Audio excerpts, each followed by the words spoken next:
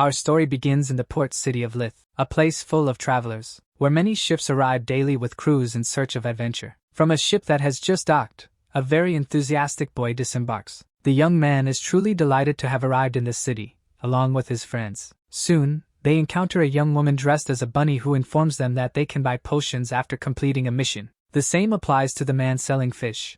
Apparently, they are vendors who trade goods for favors. So, the friends set out to find lodging in the area. The boy seems utterly dazzled by the port city of Lith. Walker, a friend of Raymond, hugs him and asks if he is happy to be there, as the young man struggles to contain his excitement. Then the white-haired young man, grabbing the boy by the neck, affirms that he is just as happy as his friend. Taryn, who comes right behind, accompanied by a beautiful young woman, says he also feels like running with joy for being in that city. The boy looks enthusiastically at the city's entrance. Excitedly, he declares that this will be the beginning of the adventures awaiting him and his friends. This is the era of adventurers who live in search of thrills and treasures, where everyone creates their own adventures and becomes the heroes of their own journeys. Beyond these mysterious portals that began appearing worldwide every day, there were various types of terrifying monsters that one wouldn't find in Maple World. Countless adventurers were eliminated in the portals, but the unimaginably valuable and powerful items found inside attracted those with ambitions. Pursuing adventures, Walker says they need to acquire bait. Probably being the most experienced of the group, his friends seem confused by this information. Walker then explains that bait,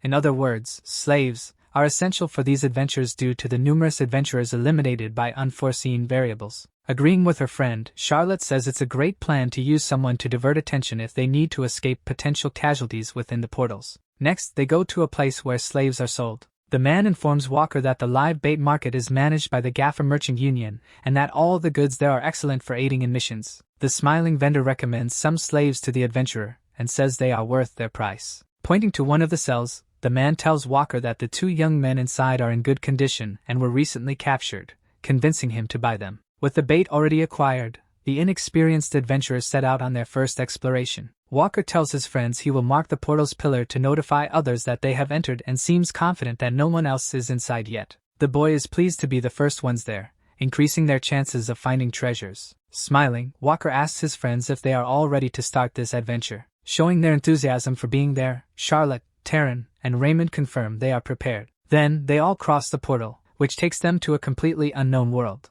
Unable to contain the excitement of his first adventure, the young Raymond says the place is very strange and runs toward the forest. However, he soon freezes in place when faced with something unexpected. Raymond is awestruck by the place. The boy says he has never been in a place as mysterious as this one, and it's entirely different from what he imagined. Seeing the slaves were scared, Walker tells them not to be nervous because portals usually form far from monster habitats. He also informs them that they cannot use the same portal to leave and will need to find the exit first. Then, something catches Charlotte's attention. A terrifying monster suddenly appears behind the girl, attacking her before she can defend herself. Unexpectedly, the young Charlotte is attacked by a beast early into the portal's interior. The entire group falls into despair as they look back and see the girl being devoured by the monster, contradicting what Walker had previously said. The beast then fixates its gaze on its potential next victims, who are in shock. Within seconds, the trees turn into ferocious, hungry monsters that quickly surround the group. At this moment, Walker grabs his bow and prepares to attack. He then shoots a flaming arrow at the monsters that were about to devour Charlotte. In a desperate move, Walker orders the group to tie up the bait somewhere so that he and the others can escape safely. The slave begs for mercy and asks to be taken with them, but Taryn, thinking only of himself, tells the boy to stay quiet and obey him. Meanwhile, the other boy taken as bait falls into despair, realizing that his end is near. Taking advantage of the distraction caused by the slaves, the adventurers flee while the boys continue pleading for mercy. Soon after, one of the bait is eliminated by a monster. At this moment, we see that the other slave is also about to be devoured. The three friends stop at a distance from where the group was attacked. Holding Charlotte's body, Walker states that they have failed and that defeating the monsters no longer matters. What is most important now is finding the exit portal. Seeing his friend in shock, the group's leader urges him to pull himself together. Taryn, irritated, grabs Reynolds by the collar and shouts at him, snapping him out of his panic. He tells the young man to calm down and not give up because, even though they failed this time, they can grow stronger, but they need to focus on the present. However, right after Taryn's encouraging words, a massive beast suddenly appears behind the young man, who had just assured everyone they would leave that place. Then, without hesitation, the monster slams the young man to the ground, sending Reynolds flying with the impact. Walker, witnessing yet another friend being brutally eliminated, falls into despair. At this moment, we see the beast with Terran crushed beneath its claws. Reynolds is incredulous at seeing his friend eliminated. In an act of revenge and with great fury, Walker prepares to attack the monster that killed his ally. However, something unexpected happens. The monster surprises Walker, grabbing him with its immense tongue before he can strike. It seems another member of the group is in danger. Then, Walker is devoured by the beast. This leaves Reynolds even more terrified. Will he be the next victim? Reynolds tries to flee while the hungry monster chases him. It seems the boy's fate is sealed by the beast. Finally, the monster catches him in its massive jaws. Reynolds screams in desperation, but there's nothing more he can do to escape the beast. From the top of a tree, a mysterious figure appears. As the boy suffers while being devoured, the mysterious person watches the scene without reacting. Reynolds is surprised to spot the boy who had been used as live bait by his group. Desperately trying to survive, the boy pleads with the slave for help and says he is glad to see him alive. Frantic, Reynolds tells the boy that he's sorry for using him as bait and that everyone else has been eliminated. For that reason, they need to help each other. In a desperate act, the young adventurer begs to be saved from the beast. However, it seems there is nothing more that can be done for him. Unexpectedly, the slave continues watching from afar, showing no compassion, just as none had been shown to him. Reynolds becomes increasingly desperate, realizing that the boy will not help him, despite his pleas for mercy. With a sarcastic smile, the slave merely observes the scene. Then, holding a spear, the boy jumps from the tree, making it seem like he is about to help. However, he tells Reynolds that he probably can't do anything because it's already too late to help him, even if he wanted to. Reynolds, now hopeless, sees his own reflection in a pool of blood one last time. Even while being devoured, the boy smiles and curses the slave, saying there's no escape and that, after the monster devours him, the boy will be next. Finally, everyone is eliminated, leaving only the mysterious slave. Now, the boy who was being used as live bait stands face to face with the monster. Next, the beast prepares to attack him,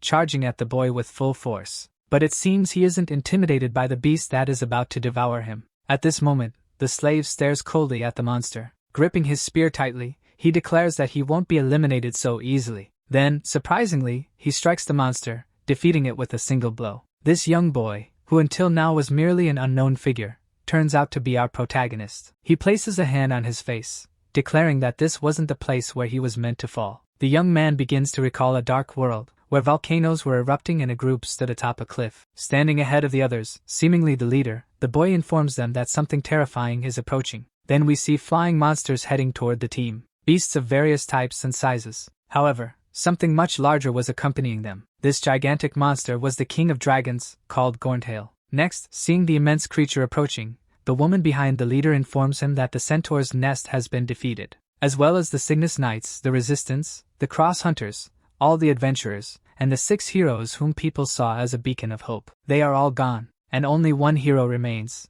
The last adventurer, our protagonist, El Palm. Then, all the members of the team prepare to defend themselves from the beasts, affirming that this would be their final adventure. Finally, the Dragon King reaches them, attacking and leaving a trail of destruction in his wake. Our protagonist appears utterly exhausted and gravely wounded, practically hopeless as he is the sole survivor of that attack. Everything seems lost in the face of that enormous creature. Then, he begins to wonder if his end has truly come. At this moment, we see that he managed to cut off one of the Dragon King's heads. However, Palm is incredulous as he watches the severed head regenerate, realizing that all their sacrifices had been in vain. Once again, the Dragon King prepares to attack him. Palm stares coldly at his opponent. He closes his eyes and starts reflecting on his life. Disheartened, our protagonist begins to question if this is the end of the world, and of our adventure as well. Then, the Dragon King lands on the ground. Palm continues to contemplate whether to fight or simply accept his cruel fate. However, our protagonist starts to show signs of resistance, unwilling to accept such an end. El Palm begins thinking about his friends who sacrificed themselves for a greater purpose, such as Philip, his ally Jaden, and his loyal companion, Alexis, who gave her life to save him. The boy starts wondering if all their sacrifices would have been in vain with his possible defeat. After much reflection on those who gave their lives, our protagonist awakens, determined to defeat the Dragon King. Palm declares that he cannot simply accept this situation. Our protagonist stares intently at Gorntail. El Palm extends his hand toward the dragon, declaring that he will fight for his life. Then, the boy begins to summon a powerful spell. The last adventurer pours practically all his power into this attack. Palm conjures a mighty arrow and directs it at the monster. But something unexpected happens during his final attack. It seems his body couldn't withstand the pressure of the magic. Our adventurer has reached his absolute limit and can no longer hold on. Without hesitation, the Dragon King launches an attack against El Palm. He unleashes a magnificent, powerful purple orb at our protagonist, who sees his life flashing before his eyes.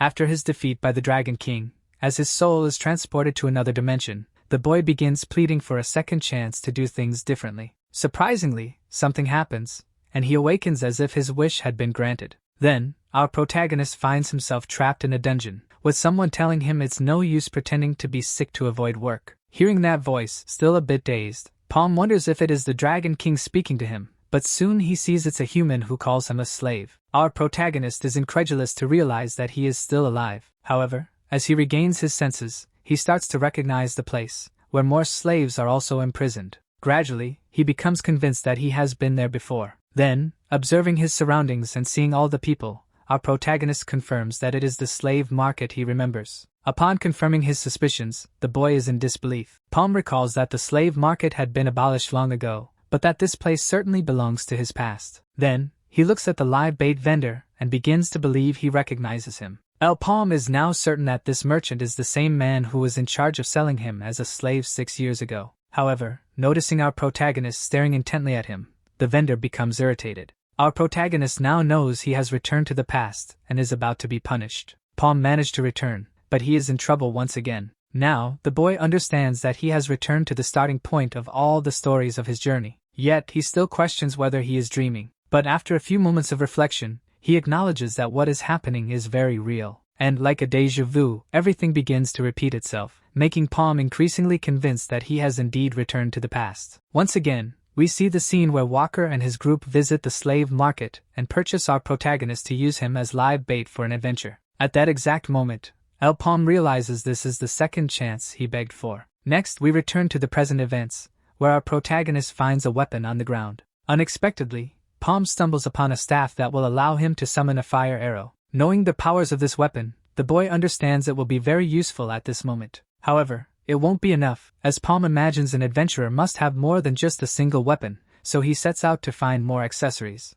At this point, we discover this is why he returned to the beginning of the dungeon where the team was eliminated. Then, the boy remembers that some people have a habit of hiding valuable items in their shoes, and fortunately for our protagonist, he manages to find a magical accessory. El Palm becomes very excited to discover it is a telekinetic ring, highly useful in combat against monsters. Suddenly, the boy is startled by something frightening. Several monsters emerge to attack him. At that moment, Palm concludes that these beasts are drawn by the smell of blood. The monsters arrive with intense fury. Quickly, Palm finds himself surrounded by the hungry beasts. The boy attacks with his spear, managing to take down only one monster. However, he is soon caught off guard by another beast attacking him. Our protagonist defends himself with the spear, but the monster breaks it effortlessly, leaving the boy in trouble. Palm knows he must act quickly to avoid being eliminated again. Our boy is on the verge of being devoured. However, he moves swiftly and summons a fire arrow with his staff. El Palm casts the spell, eliminating another monster.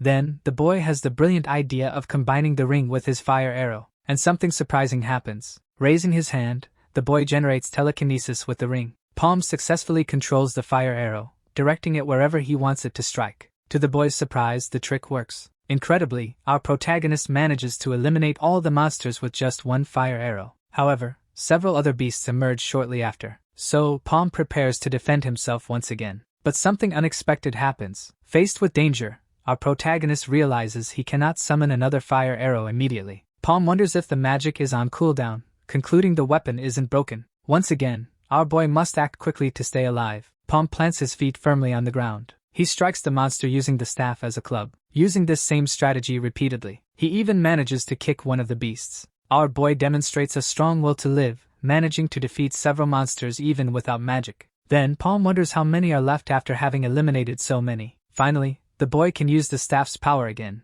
With the magic restored, Palm knows what must be done to avoid being devoured. Staring coldly at the beasts, our boy begins the summoning process. Then, Palm launches the fire arrow again amidst the monsters, once more combining the telekinetic ring with the staff's magic. Quickly, El Palm repeats the attack, eliminating all the monsters surrounding him. The last adventurer grows more confident. Amid the defeated monsters, our boy is surprised once again. Charlotte, still alive, is astonished to witness the feats of someone who, until now, was merely her group's bait. In disbelief at what she just witnessed, the girl declares that Palm was not just any slave.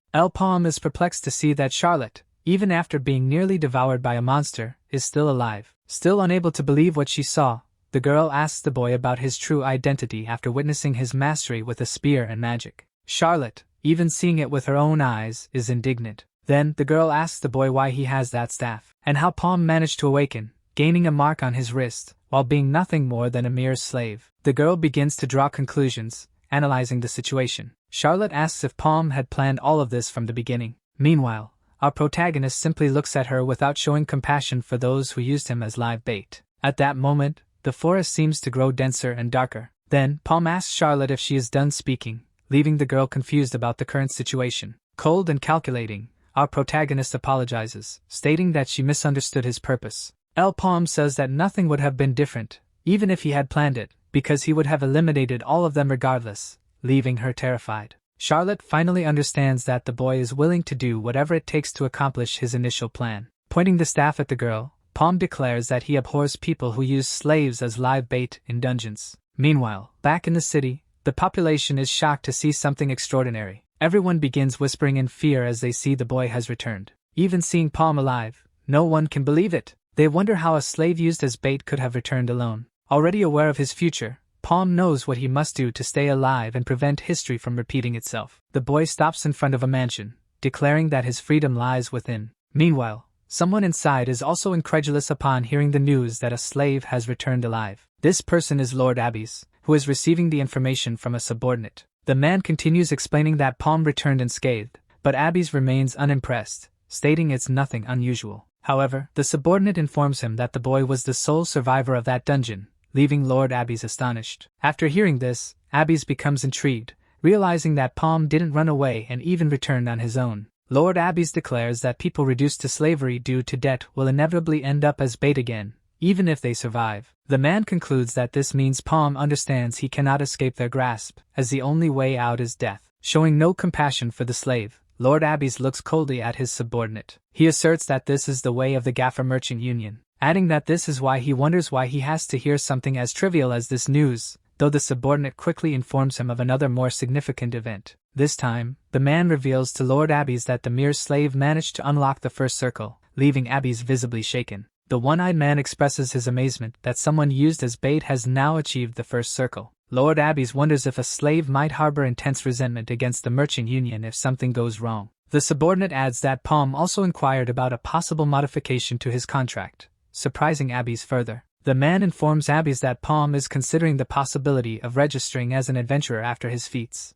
Angry at Palm's intentions, Abbes questions whether a slave without rights doesn't know his place, but the subordinate clarifies that it was Lord Racken who gave the order. At this moment, Abbes grows irritated upon learning that his superior is instructing him to handle this situation. The man then wonders why an executive of the Gaffer Merchant Union is showing interest in a low-class slave. Lord Abbes reflects on what might be the reason. Looking at a book, the man wonders if it could be the cause of this interest. The subordinate leaves the room. Lord Abbes even stops smoking his cigar after hearing the information. The man stands by the window, deep in thought about a bait slave who wants to become an adventurer. Below Queen Cygnus, the position of a slave should not exist. This is merely a superficial conversation, as humans have always been slaves to the country's currency, the meso. If they fail to repay what they borrowed, they must compensate with hard labor. This notion was created by the world of guarantees, the so-called slaves. On the day our protagonist's only family, his father, died from an illness, he became a slave. Palm purchased black moss herb on credit from the merchant union, and shortly afterward, they multiplied the price, raising it to 1,000 mesos. The boy was then judged by the debtor's court.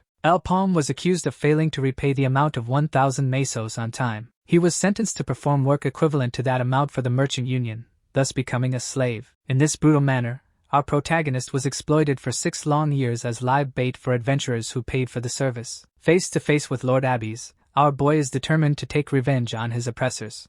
Palm enters, fully aware that he is standing before someone very important, the left hand of Racken, one of the union's executives. Lord Abbes tells the boy he's already been informed about his desire to modify the contract, as he has received the report, so he gets straight to the point. Then, the man sets his teacup down on the table. Adib, following Lord Racken's orders, tells Palm that he will amend his contract to rank F adventurer. Our protagonist thanks him with a smile, and Adib, cautious despite agreeing to the change, finds it strange that Palm accepted without questioning. However, Palm surprises Adab with another unexpected request. Ambitiously, the boy declares that he wants Ranky, revealing he has no intention of playing along with Adab's game. Lord Adab is outraged by the protagonist's request, stating that Palm hasn't even been recognized by the Union yet. But Palm counters, explaining that he has explored nearly 100 portals in 3 years. Adab retorts that Palm only served as bait during that time and never defeated a monster. Palm surprises him by asking when hunting beasts became a virtue for adventurers. Palm explains that the reason the first adventurer made a name for themselves was survival, being able to return alive from a dungeon. Our protagonist reinforces his point, asking since when information from someone who returned alive could outweigh individual feats. Adab reluctantly agrees. Adab admits that surviving 3 years as bait is impressive but points out it was only possible because Palm accessed low-rank portals. Lord Adab emphasizes that approving such a risky new contract for someone who might not survive to pay their debt would be foolish. He reflects, believing Palm is boasting too much, and doubts he could last 3 steps in a high-rank portal. Adab stares at Palm, trying to decipher the feeling of disdain he senses from the boy. He then decides to test Palm, underestimating him by proposing a portal where only 5 people can enter, and that bears 12 scars. Adab smiles, doubting the boy's potential. Confident in Palm's failure, the one-eyed man explains that this portal is where the bones of the last 12 groups are buried. Still underestimating Palm, Adab states he must prove his worth by returning alive once again. Laughing, Adab hands Palm another contract, saying he will fulfill his wishes if he succeeds. In the forest, ready for a new adventure, Palm meets a new group of adventurers to begin the hunt. The team leader introduces himself as Chev, explaining he is a tank and heard from Adab that Palm was a bait slave. Chev reassures him that such things don't matter to him or the rest of the group.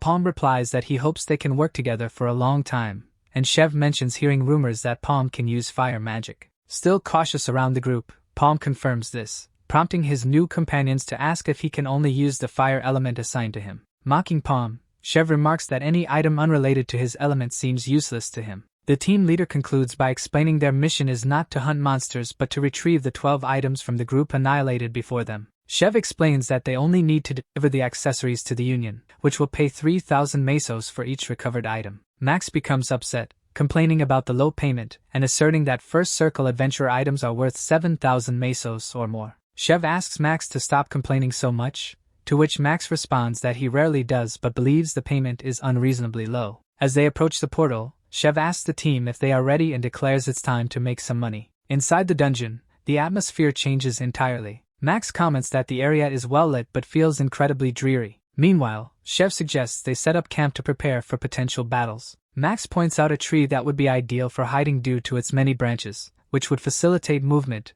and Chev agrees. They quickly begin building a shelter. Max approaches Palm, telling him to rest since setting up camp is his and Tom's specialty. After constructing a base high in the tree, Chev announces that the team should split into 2 groups to search for the items in the surrounding area. Then, the leader divides the team, informing them that Tom, Max, and Roa will form Group 1. Chev tells his teammates to head east while he and Palm will go west, and if anything strange happens, they must send a danger signal and return to base. Our protagonist follows the group leader to begin the search for the lost items. Frustrated, Chev wonders how it's possible they haven't encountered any monsters or found any accessories and concludes they may need to move the camp. At that moment, the group leader asks Palm what he thinks of his first mission as an official scout adventurer. To avoid drawing too much attention, our protagonist simply replies that he feels nervous, to which Chev assures him that's normal at first. Trying to comfort the boy, Chev explains that he's been an adventurer for a long time and, despite his experience, every step inside a portal still makes him nervous.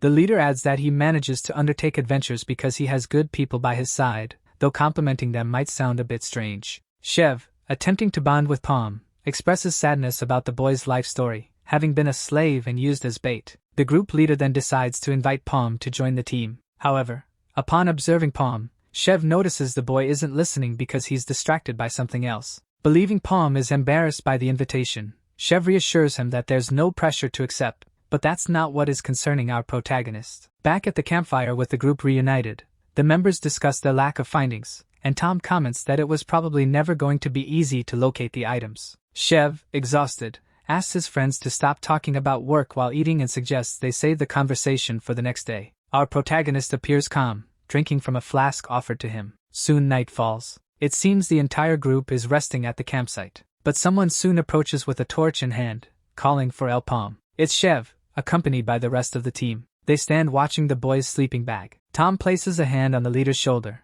asking what he intends to do. With a dagger in hand, Max smiles and remarks that Palm has lost himself in his dreams and won't be responding to their call. We then discover they gave our protagonist a large dose of sedatives, intending to steal his staff and ring, knowing their considerable value on the market. Without hesitation, Max prepares to eliminate El Palm. He drives the dagger into the sleeping bag, believing the boy is inside. But he's immediately surprised and confused. Max informs the group that Palm tricked them by stuffing the bag with a piece of wood and pillows. Everyone is shocked to realize the boy wasn't in the sleeping bag. Chev shouts, ordering them to find him, asserting that Palm couldn't have gone far. Suddenly, they are startled by an explosion below the campsite. At that moment, we see El Palm watching as fire engulfs the shelter where the group is. Everyone panics, unsure of what just happened, while Chev wonders if it could have been caused by Palm. Tom calls the leader's attention, and when Chev turns to see what his friend wants, he is faced with something astonishing. Chev comes face to face with a massive yellow monster with a terrifying gaze.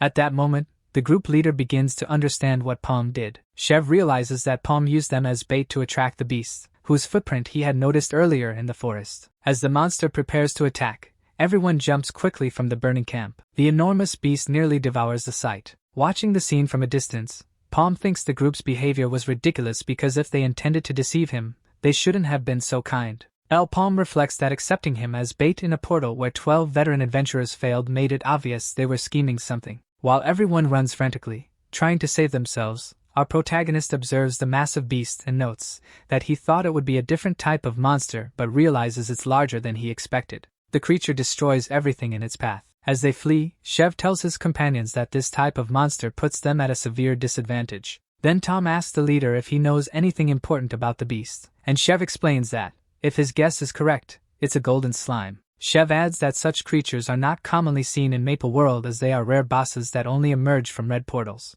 The group leader informs them that the monster's body is acidic, making it the worst possible enemy for weak adventurers like them. Then, something unexpected happens. The two are nearly struck by an acid blast from the monster. Tom panics, asking the leader what that was and how it almost hit them. In disbelief, Tom asks Chev if this monster also has ranged attacks. The leader explains that the attack is a skill called Acid Arrow, allowing the creature to shoot acid from its body, leaving Tom even more alarmed. Someone then asks Chev if there is any way to defeat it, and he replies that they first need to flee because the acid arrow has a cooldown of 1 minute. At this moment, the leader informs them they must recover and wait for an opportunity to strike at the core located on the monster's head. Hearing that the monster's skill is on cooldown, Max decides to take an unusual action. Chev panics as he sees Max charging toward the beast and calls out to him, but Max, believing he still has time to attack, doesn't stop. Confident that the monster won't retaliate, Max lunges at it with his dagger, attempting to take it down. Chev,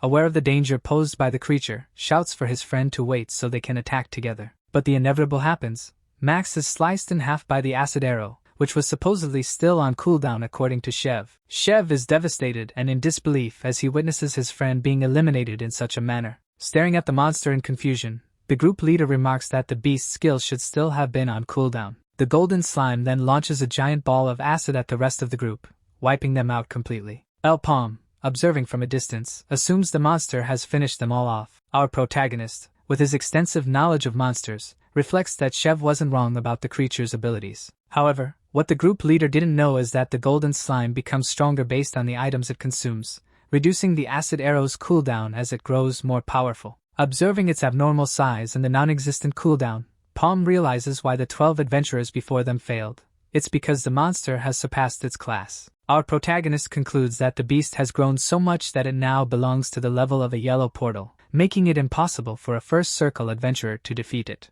El Palm, knowing the golden slime's abilities, is convinced that no items remain in this dungeon and the mission has failed. He then recalls Lord Adab handing him the contract and underestimating him. At this moment, Palm knows he can't return empty-handed and must act quickly. The golden slime seems to sense the presence of our protagonist. Alert and suspicious, the monster begins to suspect someone else is nearby. But it is suddenly struck by a fire attack exploding on its head. Due to the explosion, acid starts dripping onto the ground, forming holes. Although he hits the desired target, El Palm believes he hasn't eliminated the golden slime with a single strike due to its magical resistance. Calculating the monster's defense, Palm estimates that 5 more direct hits to the head will allow him to reach the core and defeat it. Preparing for battle, Palm ties a rope to a sword, declaring that the golden slime's resistance doesn't matter, because one way or another, he will eliminate it and retrieve the core to deliver it to Lord Adab. The golden slime then spots Palm and launches an acid ball in his direction, but the boy quickly leaps from the tree,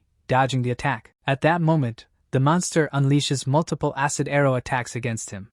Palm decides to counterattack. Our protagonist grips the rope firmly, using telekinesis. Using the sword as a whip, Palm swings it to evade the attacks and close in on his enemy. Then, Palm recalls that, in his previous life, he wasn't just any mage. One of his titles was the best telekinetic. After positioning himself at an advantageous angle, our boy makes his first strike, conjuring a fire arrow, hitting its target directly. Meanwhile, the slime continues attacking the boy consecutively, but Palm easily dodges the attacks. Our protagonist shows that he will not be defeated easily. Using the rope as a means of escape, Palm manages to evade once again. He then launches his second fire arrow attack. Determined to eliminate the slime, the boy successfully hits its head again, stating that 3 more shots are needed to achieve his goal.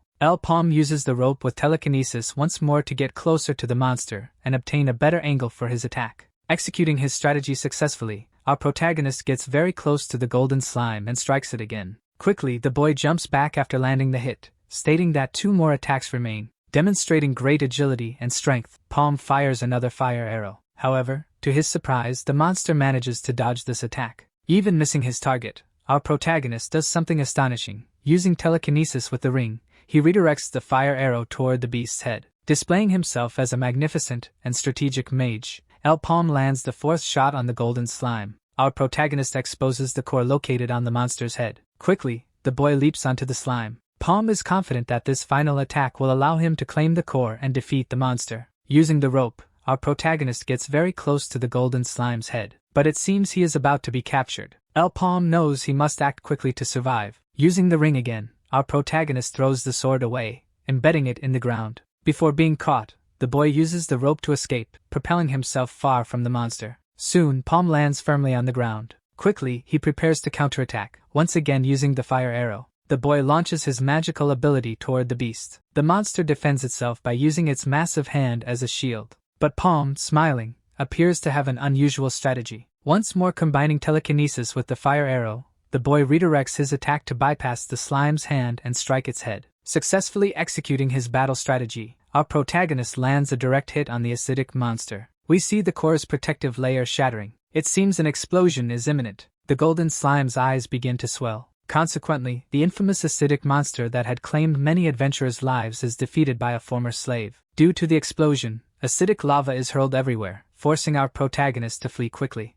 Palm runs as far away as possible to avoid being hit by the slime's acid. He then decides to use the sword as a means of escape once again. Palm throws the weapon tied with a rope toward a tree, knowing he needs to get away fast. With this, our protagonist successfully hooks a branch and uses it to flee. Now out of danger, Palm observes the river of acid that has formed below following the yellow monster's explosion. Confident, the boy waits for the acid level to lower so he can descend. The acidic lava is so corrosive that it devastates the forest path, leaving a visible trail of destruction. Feeling safe, our boy climbs down from the tree. Palm then walks towards something. Soon, he comes face to face with his objective. Finally, Palm retrieves the core from the golden slime's head, extending his hand to bring it closer. The object, resembling a boiling egg, leaps toward the boy. Using telekinesis, Palm successfully completes his mission. Understanding the power of the core, our boy decides to use it. Palm invokes the object's magic. Incredibly, our protagonist forms a red force field around himself using the core's power. Back in Lord Adab's chamber, seeing that only the former slave had returned,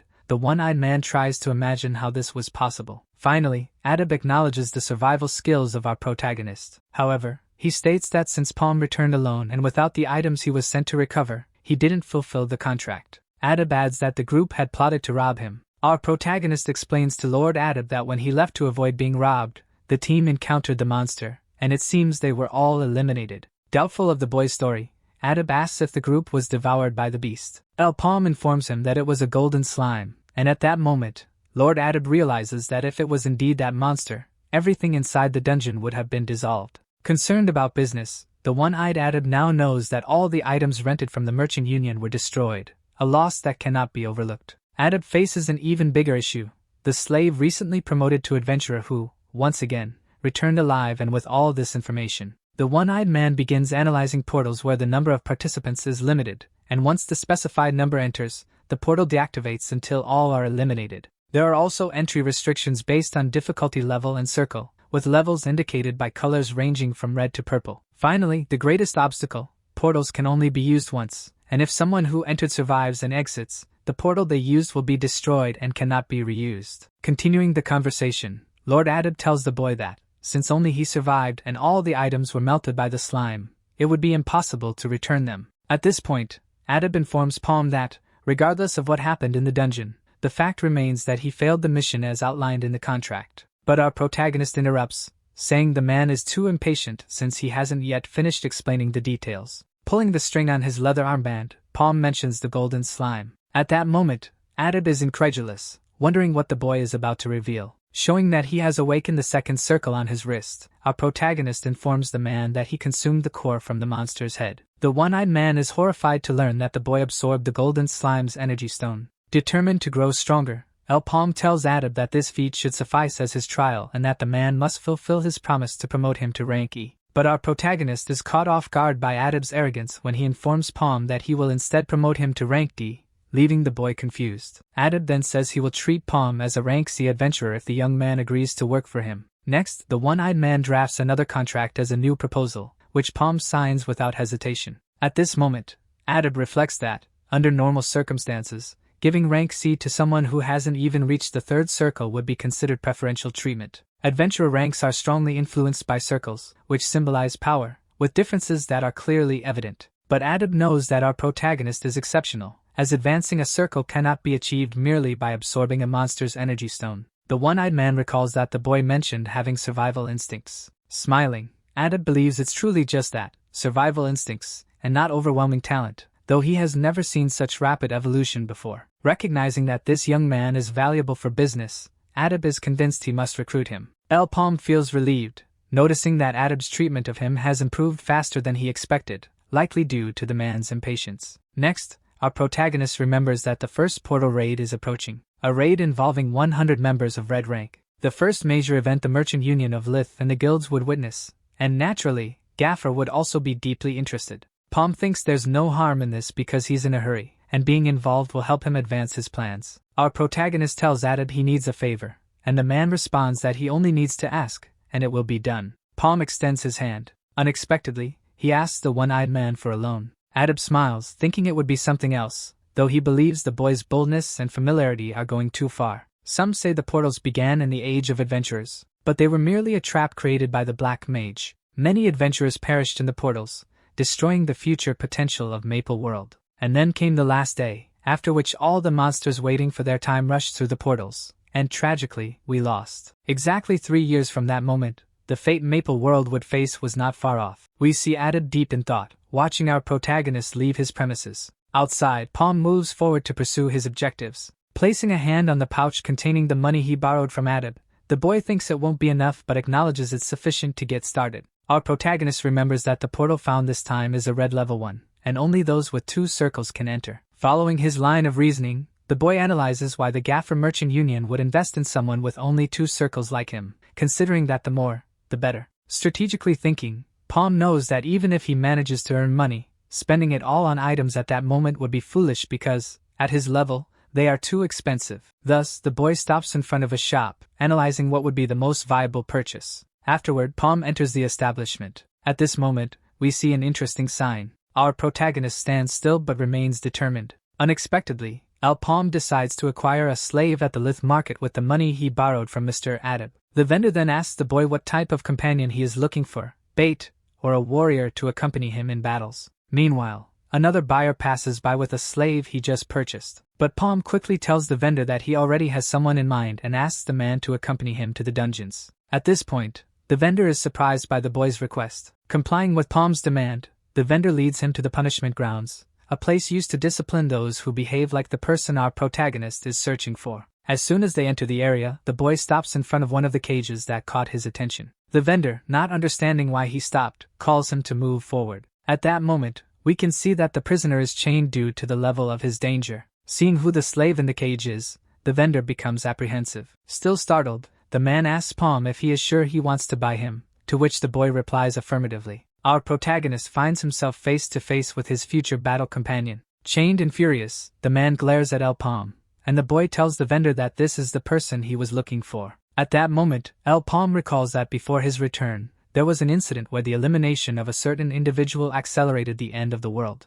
Erin, the axe-wielding heroine, was eliminated, and the person imprisoned there was the first and last student of Erin, the one who stayed by her side from the beginning to the end. Dibwa, the hero's slayer. That was undoubtedly the person our protagonist was searching for. The prisoner then asks Palm if he is really there for him. Bitterly, Dibwa tells our protagonist that he does not know him and asks him to leave. The vendor, embarrassed by the slave's attitude, apologizes to Palm, explaining that the man's mental state is impaired. Our protagonist remembers that his old friend's behavior is different, but even now, as a slave, treating an adventurer in such a manner was quite rude. Trying to secure the sale, the vendor informs the boy that there are many other mad dogs like Dibwa in that place. At that moment, the vendor adds that there are other people there who are just as good, not only in personality but in skill as well. El Palm recalls that the great Dibwa, by his side, was one of the few who gained recognition after the last day. Many times, they were even compared for being exceptionally skilled. However, what was most similar between the two was, interested in the man,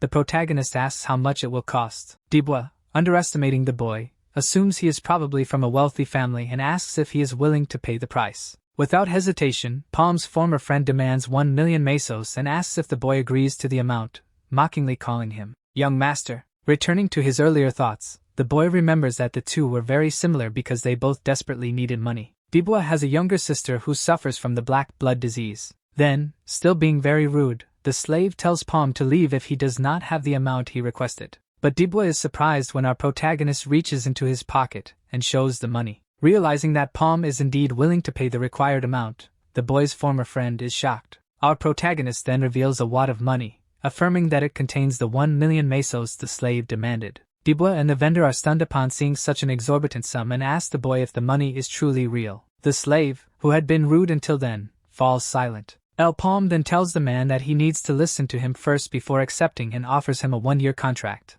along with benefits, and priority in choosing the items acquired. At this moment, the merchant becomes indignant upon realizing that our protagonist offered a group membership contract instead of a slave contract. Then, Palm extends his hand, handing over the document for the young man to read and sign. Aware of the advantages of this contract, Dibwa quickly grabs it, stating that there is no way to back out of the offer. Next, the protagonist's former friend pricks his finger with his tooth. Seeing that Dibwa signed the contract with his blood, Palm wonders if the young man hesitated to accept because his sister is very ill and he needs the money. Our protagonist seems pleased to see that his future great friend will now be his companion again. Then, El Palm tells Dibwa that, as soon as the contract is sealed, they will head straight to the portal, and the young man replies that he has no problem with that. At that moment, the boy looks intently at the slave, saying he will have to prove his worth, addressing him by name. Dibwa then responds in kind, telling Palm that he will work harder than anyone the boy has ever seen before. Now in the forest, on their way to the first portal, Dibwa, confused, appears holding an axe. Next, the young man tells Palm that he is grateful for the new weapon but explains that he usually uses a long sword and suggests they go back to exchange it.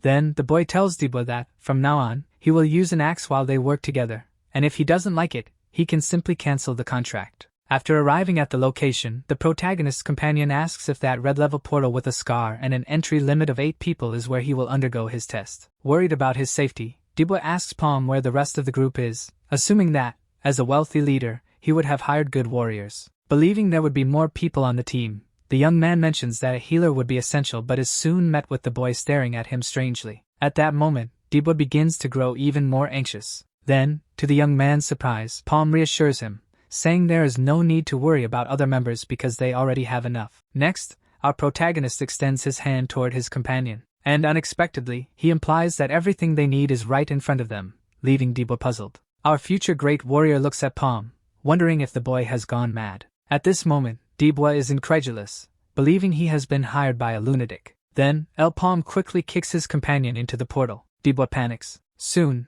both are inside the dungeon. Our future great warrior is still on his knees, terrified by the situation. Desperate, Dibwa asks Palm if he is insane for attempting an 8-person portal with only 2 people and angrily states there is a limit to madness. However, what bothers the young man the most is the fact that he has to use a weapon he is not familiar with. Next, something raising a lot of dust and making loud noises catches Dibwa's attention. A horde of stumps appears. Quickly, Dibwa pulls himself together, entering a battle stance because the monsters were drawn by his shouting, realizing that a sword would not be the best weapon in this situation. But soon, the warrior is surprised by Palm, who pushes him aside, ordering him to get out of the way. Worried about his leader, Dibwa asks him to wait, while our protagonist heads toward the stumps. Then, Palm launches a fire arrow that eliminates the monsters with ease. At this moment, Dibwa is left speechless, witnessing such power. Then, something even more unexpected happens. Our protagonist uses telekinesis on the fire arrow, which quickly eliminates the monsters. This strategy by Palm is truly incredible and destroys the enemies effortlessly. Soon,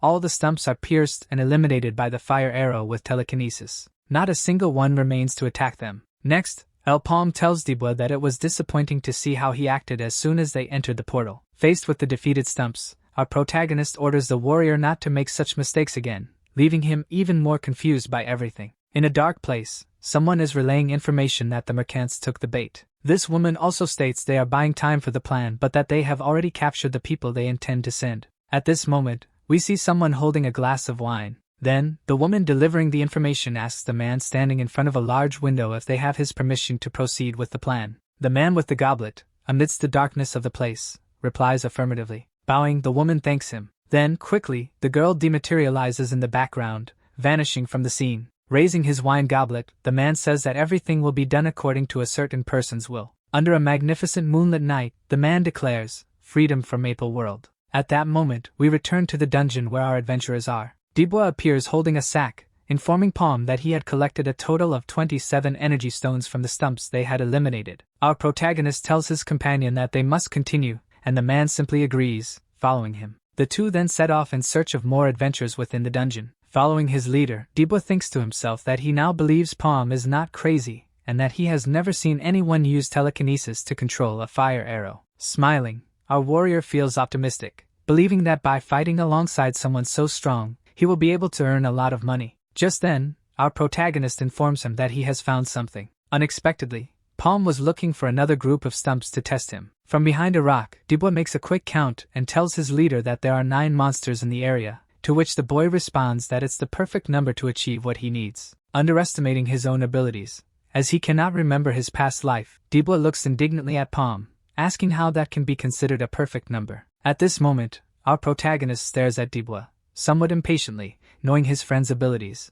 which only confuses the man further. Then, someone decides to throw a stone to draw the monster's attention. Following this, our great future warrior leaps with his axe onto a stump. Effortlessly, Dibwa cuts it in half, but this quickly draws the attention of all the monsters in the area. Our warrior becomes irritated at having to fight so many monsters at once while using a weapon he is not accustomed to. Surrounded by stumps, Dibwa, still unaware of his true power, underestimates himself, saying that even if he had 10 lives, it wouldn't be enough to defeat them. From afar, observing his companion's terrible performance in battle, our protagonist recalls that the man had mentioned being used to using swords exclusively. However, El Palm is confident that Dibwa will soon realize the axe is the weapon that will make him stronger. Our protagonist had no doubts about the man's talent, as he was the only apprentice chosen by the heroine Erin. Soon, our warrior begins to eliminate those monsters with ease. At that moment, the man notices something different about the new weapon. After calming himself, Dibwa concludes that the axe has a much greater reach, significant attack power, and is far more comfortable to wield than a sword. We can observe that the new weapon is becoming increasingly swift in his hands. Dibwa swiftly eliminates several stumps. Finally,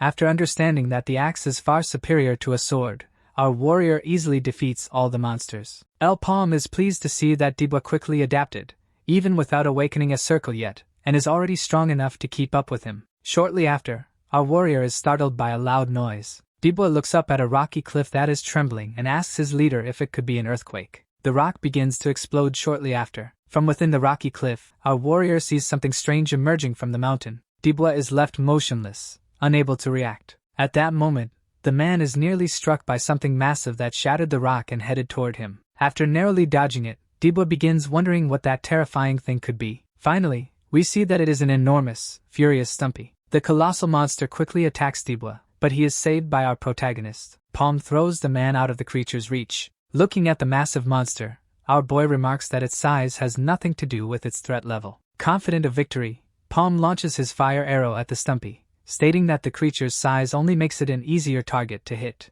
At that moment, seeing his leader engage in battle and attack the monster, Dibwa feels relieved, thinking that the magic will probably defeat it. However, both are astonished to see the giant Stumpy block the effect of the attack. Determined and surprised by the monster's faster-than-expected reaction, Palm launches another fire arrow. This time, he uses telekinesis to control his attack, ensuring that no defense by the target will work. It seems that this time, I managed to catch him by surprise. Finally, the unbelievable happens, and the monster manages to block again.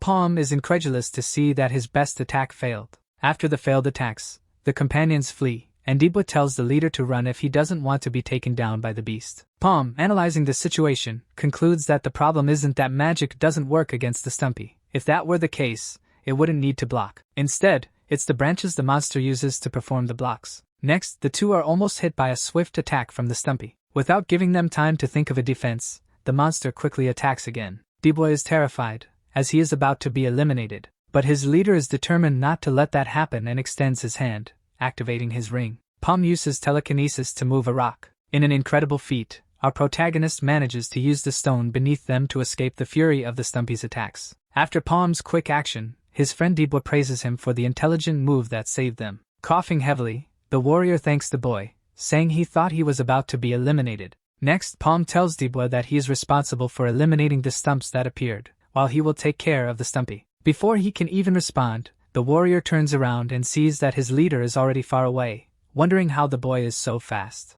Palm quickly heads toward the giant monster. Without hesitation, our protagonist fires a fire arrow at the Stumpy. Dibwa believes they won't be able to defeat such a gigantic monster, and sees no alternative but to flee. Following the Stumpy's defense logic, another attack from Palm is blocked. However, something unexpected happens. Finally, the boy manages to strike the massive monster. At this moment, Dibwa is surprised, wondering if Palm really hit it. Little did his companion know that our protagonist had a strategic plan and was putting it into action. Palm explains that by observing, he understood that the branches moved much faster than he anticipated. So, it was impossible for the boy to use telekinesis and attack simultaneously. However, since Palm is in the second circle, he can cast magic twice in a row, thus generating 2 fire arrows simultaneously. This way, the Stumpy can block the first attack but won't have enough time to defend against the second. At this moment, Dibwa, while fighting the stumps, is amazed by the strategic mastery of his leader's attacks. Thus, having the intelligence to hide one arrow behind the other ensures that no matter how fast the monster is, it cannot block 2 consecutive attacks.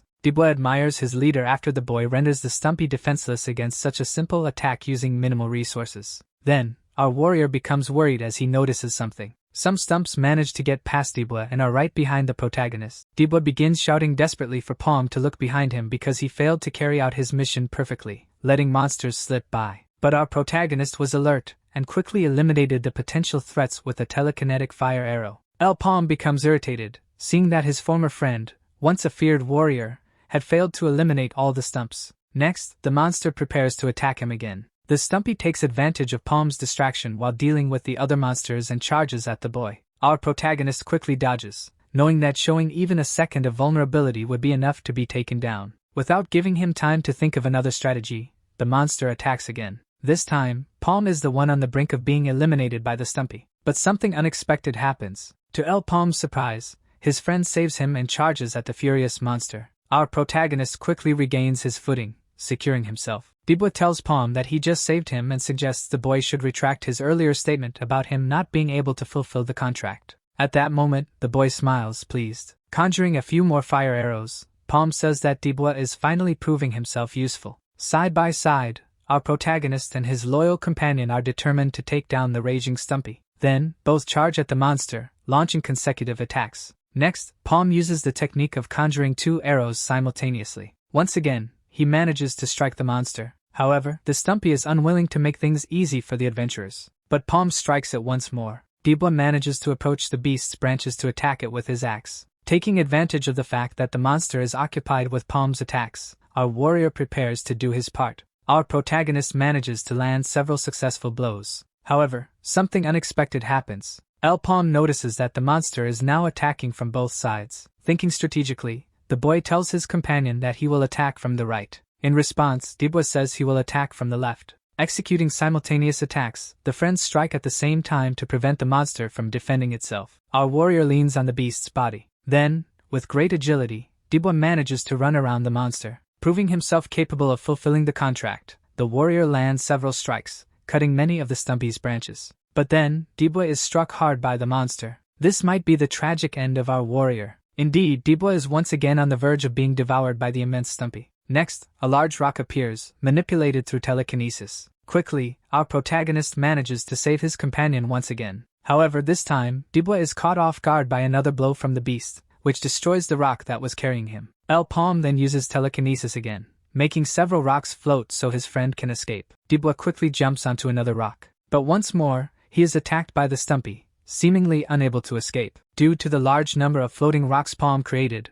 our warrior, leaping across them, manages to get away from the monster's branches. Our protagonist conjures a fire arrow using telekinesis to distract the monster while his friend recovers. Quickly, Dibwa resumes his attack on the Stumpy, and Palm tells him it's time to finish it off once and for all. Following his leader's command, our warrior fiercely charges toward the monster. With a powerful strike using his new weapon, Dibwa manages to hit the beast's eye with his axe. Finally, the Stumpy is significantly wounded. After being struck, the monster throws Dibwa away, leaving the axe embedded in its eye. The man is flung against a rock, but it seems our warrior hasn't sustained any serious injuries from the impact. Determined to defeat the immense beast, Dibwa leaps toward the monster's head to retrieve his axe stuck in its eye. However, the warrior receives help from Palm, who uses telekinesis. With telekinesis, Palm makes the weapon dislodge from the monster's eye and return to its owner. El Palm pulls the axe with force. After successfully retrieving it, he throws it back to his determined warrior companion. With his axe back in hand, Dibwa tells Palm to get ready, because soon, they'll have some Stumpy for dessert. Dibwa then delivers another strike near the monster's other eye. Our warrior manages to leave the monster completely blind. After being struck again, the Stumpy throws Dibwa away. This time, the man lands on his feet on the ground. Our warrior stands before the massive beast, which screams in despair from being blind. But soon, Dibwa notices several fire rays heading toward the monster. El Palm took advantage of the fact that the Stumpy couldn't see and was screaming with its mouth wide open. He launched fire arrows into the beast's mouth. This way, he finally managed to reach the core's protection inside the Stumpy's head. At last, our brave adventurers successfully defeat the feared monster. El Palm praises his companion's excellent performance while the man is overwhelmed with happiness for passing the test. At this moment, Dibwa, badly injured, looks at his lunatic leader. Then, our great warrior also compliments Palm's combat strategies. Both stand before the Stumpy, still burning. Back in the city, we see a young woman sitting, about to start a meal, thinking it's already too late and that she should eat quickly and go to bed to rest. As the girl is about to begin a prayer to give thanks for the food, a strange noise catches her attention from outside the house. Cautiously, the young woman goes to the window, asking if someone is there. Soon, the girl spots someone. At that moment, we discover that it is the sister of our great warrior, who has returned to see her. Seeing him alive and free, the young woman is stunned. Overwhelmed with surprise, the girl cannot contain herself and bursts into tears. Filled with joy, the young woman hugs her brother, welcoming him with open arms. Next, we see a house in the middle of a forest. Inside, our protagonist is observing something. El Palm stands near a bed. At this moment, we notice a painting that apparently shows a man and his son. Then, we see someone bedridden and very frail. Our protagonist stares coldly at the body. Next, extending his staff, the boy activates the conjuration. El Palm sets the house on fire, completely engulfing it in flames with the intention of destroying the body inside. Our adventurer leaves the scene, leaving only the flames behind. Meanwhile, in Mr. Adam's office, it seems he is worried about something important as he reads through some documents. Then, the one-eyed man places his hand on his head, saying that the portal of the 100 is about to appear and that his leader, Mr. Racken, will be in charge of the organization this time. All 10 major merchant unions will focus on clearing this dungeon due to the possibility of obtaining even a legendary item. However, this does not mean it will be an easy task. At this moment, the one-eyed man recalls that the 3 Natasha sisters from the Goodrich Merchant Union are so powerful that it's hard to believe they are second-circle adventurers. Thinking of his business interests, Adam knows that all the unions will send their best teams, which easily surpass the Gaffer Union. Holding El Palm's contract, the one-eyed man says he is hesitant about his best adventurer, knowing little about the boy's abilities. Next, the one-eyed man is interrupted by someone opening the door and, irritated, asks who dares disturb him. But he is surprised by the presence of someone important. It is his leader, Mr. Racken. Without ceremony, the man asks the one-eyed man if he has prepared the list of groups that will clear the portal as he ordered. Nervous, Adib apologizes to Rakan for not having done it yet,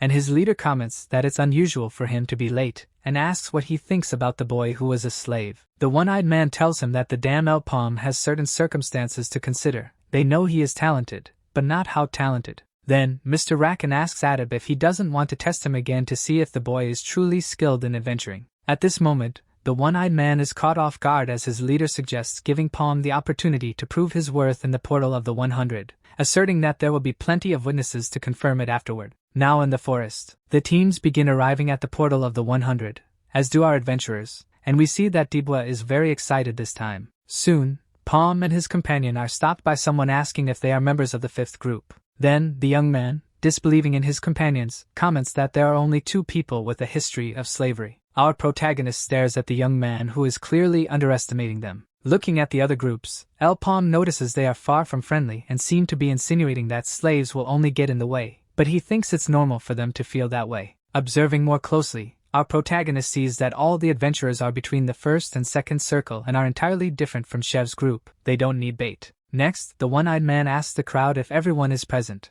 Palm is surprised to see that Mr. Adib is there in person, while the man states that he will get straight to the point. They will proceed with the test and give them the chance to showcase their skills. At this moment, the young man who was underestimating Dibwa and our protagonist becomes indignant that they only get one chance. Smiling, Mr. Adib confirms that it's true. All of them together will have the opportunity to clear the portal of the 100. Then, the same young man becomes terrified upon learning which dungeon it is. At this moment, Adib is saying that everyone will receive special treatment, while our boy observes the way the man enjoys playing his games. Embedded at the portal's entrance, we see that only 40 possible entries remain, meaning 60 adventurers have already been eliminated in this portal. Then, everyone is teleported into the dungeon. They soon appear in another location. Our protagonist realizes it's the forest again. Confident, Dolan, the leader of one of the groups, quickly orders the others to eliminate everything in their path, as they won't have much time available, and everyone complies. Next, they notice something moving in the bushes. Dolan, seeing what kind of monster it is, underestimates it for being just a simple mushroom. Without hesitation, the powerful mage casts his magic to eliminate it. Then, Dolan fires his energy ray, believing he has completely destroyed his target. At this moment, the group leader orders one of the members to retrieve the magic stones so they can continue the hunt. But something surprising happens. Everyone is stunned to see that the monster is still alive and without any visible injuries. Then, Dolan wonders if his magic failed to penetrate its target and states that his power might be useless. Next, they hear a lot of noise coming from nearby. At that moment, Dolan panics and urges everyone to be careful. Soon, the entire mages group is surrounded by numerous killer mushrooms. Quickly, the warriors accompanying Dolan attack the monsters. Using their weapons, the group finally manages to defeat them. However, the warriors appear exhausted after this quick battle due to the mushroom's resistance. While the group recovers, Dolan seems confused after the attack. One of the warriors questions the leader about their strategy, noting that the monsters are stronger than expected, but Dolan remains thoughtful. Concerned, Dolan responds that, at this point, winning through elimination counts is out of the question, and if they continue at this pace, they'll exhaust themselves. The mage leader then informs the group that, to avoid being wiped out early in the dungeon, they must skip this phase and head straight to the boss. At this moment, observing the other team's situation, our protagonist states that most groups will likely think the same way. Dibwa, appearing exhausted, tells Palm to stop overthinking and help him defeat the monsters, and the boy mocks him, saying there are only 3. Then, our warrior, hearing the protagonist's comments, says they can't waste time, and the boy agrees, saying they should keep going. Dibwa then realizes his friend is suggesting they reach the boss before everyone else, but unexpectedly, Palm tells him they should clean up the trash. Confused, our warrior asks the boy if he hadn't just said they were heading straight for the most powerful monster, and the protagonist replies that's what everyone else will do. El Palm explains to Dibwa that defeating the boss isn't the best strategy. Furthermore, the boss is dangerous, and the competition will be fierce. Our axe-wielding warrior becomes irritated, realizing Palm always talks as if he knows everything that will happen. At this moment, our protagonist cautiously informs his friend that he senses something very dangerous about that portal. We then return to see Dolan's group walking through the perilous forest. Soon, a team member calls out to him, saying they've found something. Dolan tells the group that finding an escape portal wasn't part of the plan but acknowledges it as a good discovery, ordering them to leave marks from that point onward. Next, the team leader asks Avant why he's making so much noise, concerned it might attract more monsters. But the man is completely out of control, laughing hysterically. Irritated, Dolan grabs Avant's shoulder and warns that if he keeps making so much noise, he'll attract nearby monsters. However, to the leader's surprise, his ally has been hypnotized by something and is completely out of control. Quickly, the entire group is also affected by a gas that leaves them uncontrollable, and they start laughing maniacally. Realizing it's poison, Dolan thinks that unless he escapes immediately, even alone, he'll be affected too. Without hesitation, the mage runs toward the escape portal to avoid inhaling the laughter-inducing gas. But the monster releasing the poisonous gas appears behind Dolan, pursuing him. Determined not to let its prey escape, the sinister giant mushroom releases more poisonous gas. Meanwhile, the mage, seeing the monster, tries to resist and reach the portal quickly. However, the giant mushroom is determined to catch him. To Dolan's surprise, the gas spreads throughout the area, making resistance impossible, and the mage is captured. At that moment, no longer in control of his actions, the group leader who intended to flee alone meets the same fate as his allies. By a riverbank, walking beside his leader, Dubois is deep in thought, wondering why Palm hasn't fought even once since they entered the dungeon. Then, something catches our warrior's attention. Palm and Dubois look up and spot a bright red light, and Dubois tells his leader it's a signal from another group. Upon arriving where the other groups were, our warrior comments to his leader that it's strange they actually used a flare. Soon, something catches Palm's attention, and he becomes very cautious. Our protagonist scans the crowd and realizes a group is missing. Ibura tells everyone that they'll begin the explanation since no one else is missing. A young woman catches the man's attention, pointing out that Dolan's group is absent, but he tells her it doesn't matter anymore, and there's no reason to wait any longer. Next, Iburu informs everyone that they have located the boss. To the group's surprise, the young man reports that they witnessed Dolan's group being wiped out by the monster. Iburu then reveals that the boss of that dungeon is the dreaded poisonous mushroom of madness. At this moment, a woman is stunned by the young man's report, saying they are in trouble because her group doesn't have the power to fight such a monster. While everyone argues that, since it's this boss, they should abandon the mission, Dubois, confused, asks Palm if the mushroom of madness is really that dangerous. But our protagonist is distracted, deep in thought about encountering such a strong monster so early, and his friend asks if he's even listening. El Palm continues studying the abilities of the mushroom of madness, trying to find a weakness, leaving Dubois irritated and confused at being ignored. At this moment, Iburu informs everyone that, unfortunately, the boss is blocking the escape portal, and it will be impossible to pass without confronting it. Mocking the young man, Dubois asks if he's scared, claiming that just one fire arrow from his leader could defeat it, and Palm tells him to be quiet. Furious at being silenced, the warrior watches as the boy informs everyone that they will be easily eliminated by the monster if they don't come up with a plan. To Dubois' surprise, our protagonist states that his fire arrow wouldn't even scratch it, leaving the young man shocked. Thinking strategically, El Palm explains to everyone that even the smaller mushrooms in this portal are tanks, so the boss likely is as well. Iburu, underestimating the protagonist's knowledge, sarcastically remarks that this information is obvious, while another man says they don't have time for debates. Then, Palm raises his hand and unexpectedly says to everyone, 50,000 mesos. Iburu looks at the boy, confused, and asks what he's talking about. Our protagonist surprises them by saying he wants 50,000 mesos from each of them, calculating that with the number of people present,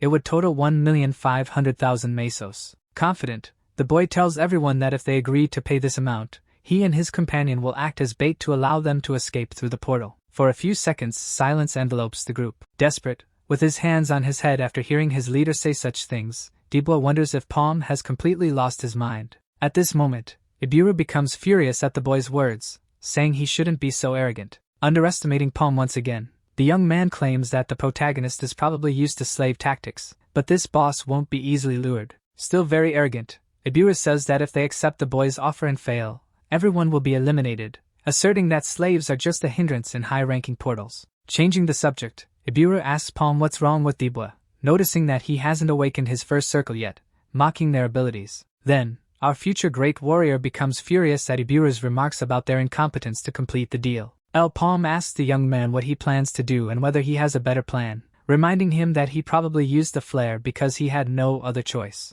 Next, our protagonist, confident and aware of his friend's abilities, tells Iburu that their group consists of second and first circle individuals. At this moment, Dubois looks at his arm, utterly confused, and realizes that his friend's claim is true. He wonders when this happened, starting to believe he might be a genius. Palm then asks Iburu if his group also consists of 1 or 2 second circle members, leaving the young man embarrassed. Soon, the woman who was listening to the discussion asks Palm and Dubois to wait. She says that if the two are really willing to be bait, she will accept the proposal, but she doesn't have the full amount to pay at the moment. Very confident, Palm assures her that this isn't a problem and that they can pay after they escape. If they don't make it, everyone can consider them sacrificial offerings. Then, our protagonist looks intently at the group and says that everyone present must agree to the deal. Next, the boy urges them to decide quickly due to the limited time. Now at the escape portal, we see the boss devouring Dolan's group. At this moment, the monster is distracted, feeding on its victims. But it is soon caught off guard by a fire arrow. The mushroom of madness is struck on the back of its neck, and a curtain of dark smoke envelopes the area. Palm tells Dubois they should move when the boss notices them,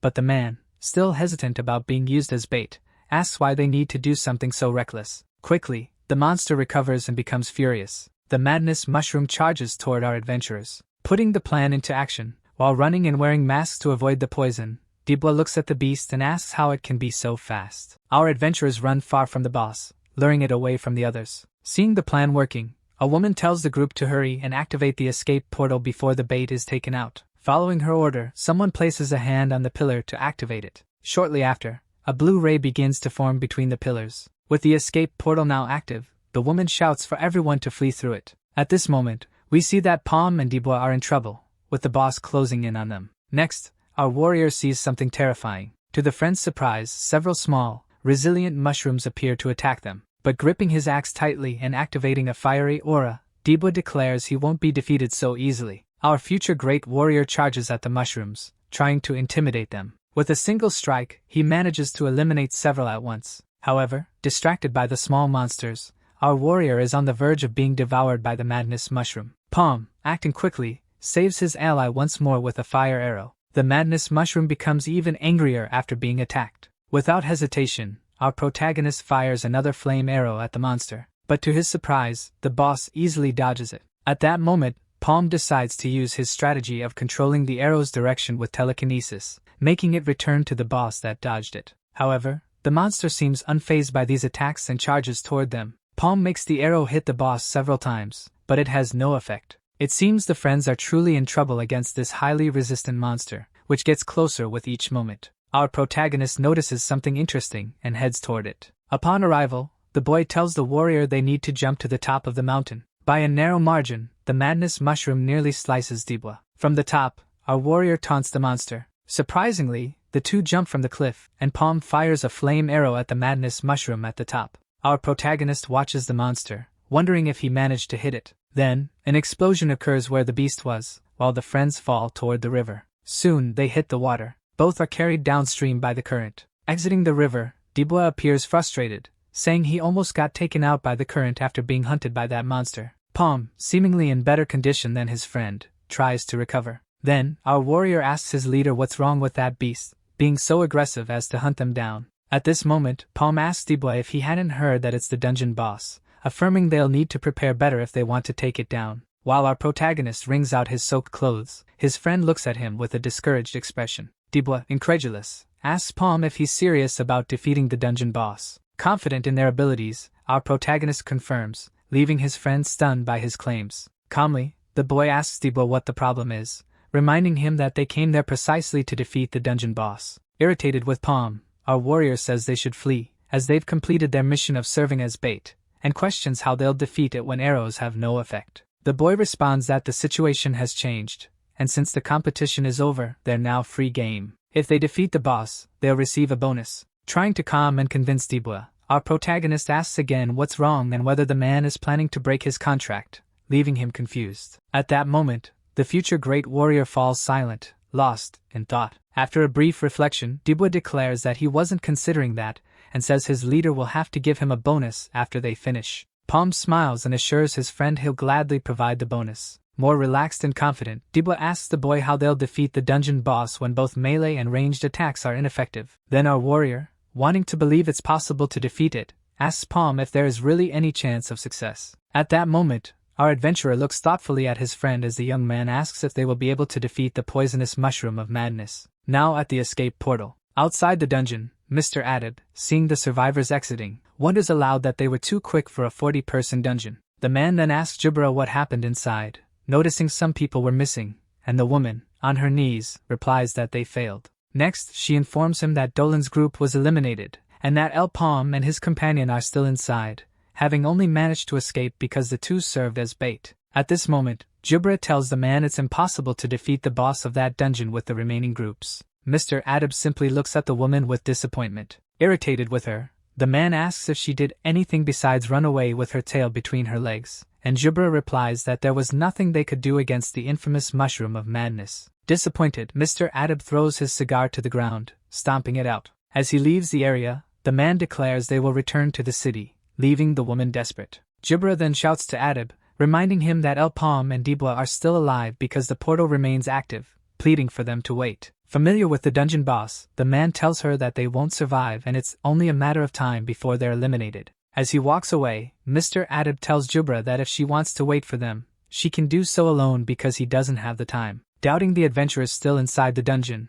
the man considers it merely bad luck in the portal of the 100. Walking toward the city with his guards, Mr. Adab declares it's impossible for a two-circle mage to defeat the poisonous mushroom of madness. Reflecting, the man says he's searching for someone special. Mr. Adab says he needs an adventurer who can exceed his expectations and overcome obstacles. Still deep in thought, the man states he's looking for someone who can make the impossible possible. At that moment, we see our protagonist telling his friend that it's time to start the hunt. From the top of the cliff, Palm fires his fire arrow toward the forest. It's a truly impressive ability. Our protagonist tells Dibwa that the boss is faster and more resilient than those they faced before, and since it uses poison, it's better to attack from a distance. However, invoking his telekinesis, the boy admits that he hasn't yet reached the power level needed with the fire arrow. Thinking strategically, Palm concludes that if he combines the fire arrow with telekinesis, he can increase its speed and penetration capability. The protagonist then says it's a concept inspired by a bullet, concluding that this technique will be unique to him,